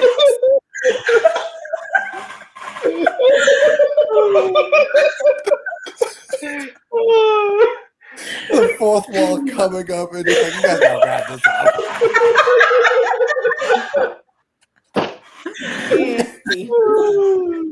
The Ocean's 11 ending. They're like 4 or 5 Ocean's 11 movies. Right. Well, I'm gonna go to the woods, but bye, guys. See you. All right. Thank you all for coming out and playing and watching, and thank you everyone who donated money. This was so much fun. Well, also we hit the goal of like the first goal. Yes, so well done. Absolutely. Yeah, seriously, thank you all. It's amazing. And it goes to a really great cause. Trans LifeLine, trans people need support and all of the love and everything possible these days. Every day, but especially these days. So going to a good place. Yeah, thank you so much for your generosity. We really appreciate it. And, thanks again, Streaming Rainbow, for putting all this together. Thanks, Em, for running it, right? Yes, you were a blast. amazing. Yeah, this is so much fun. Well, and all of you have been so much fun to play with, Like, thanks for making my first time here on Streaming Rainbow such a fun time. Yeah, no problem. And tune in next week for Inferno. And continue. You'll see me again. Yeah, you'll see Lex again. In a very different context when we're going through literal hell. And if you aren't already on the Streaming Rainbow Discord server, it is a wonderful community and you can hang out and just hang out with a bunch of cool people and maybe be on one of these streams in the future. Just a wonderful community. Do it. Mhm. Do it. Yeah. It's a lot of fun. Night, All right. everyone. Night, everybody. Thanks, y'all. Bye. Good night. Bye.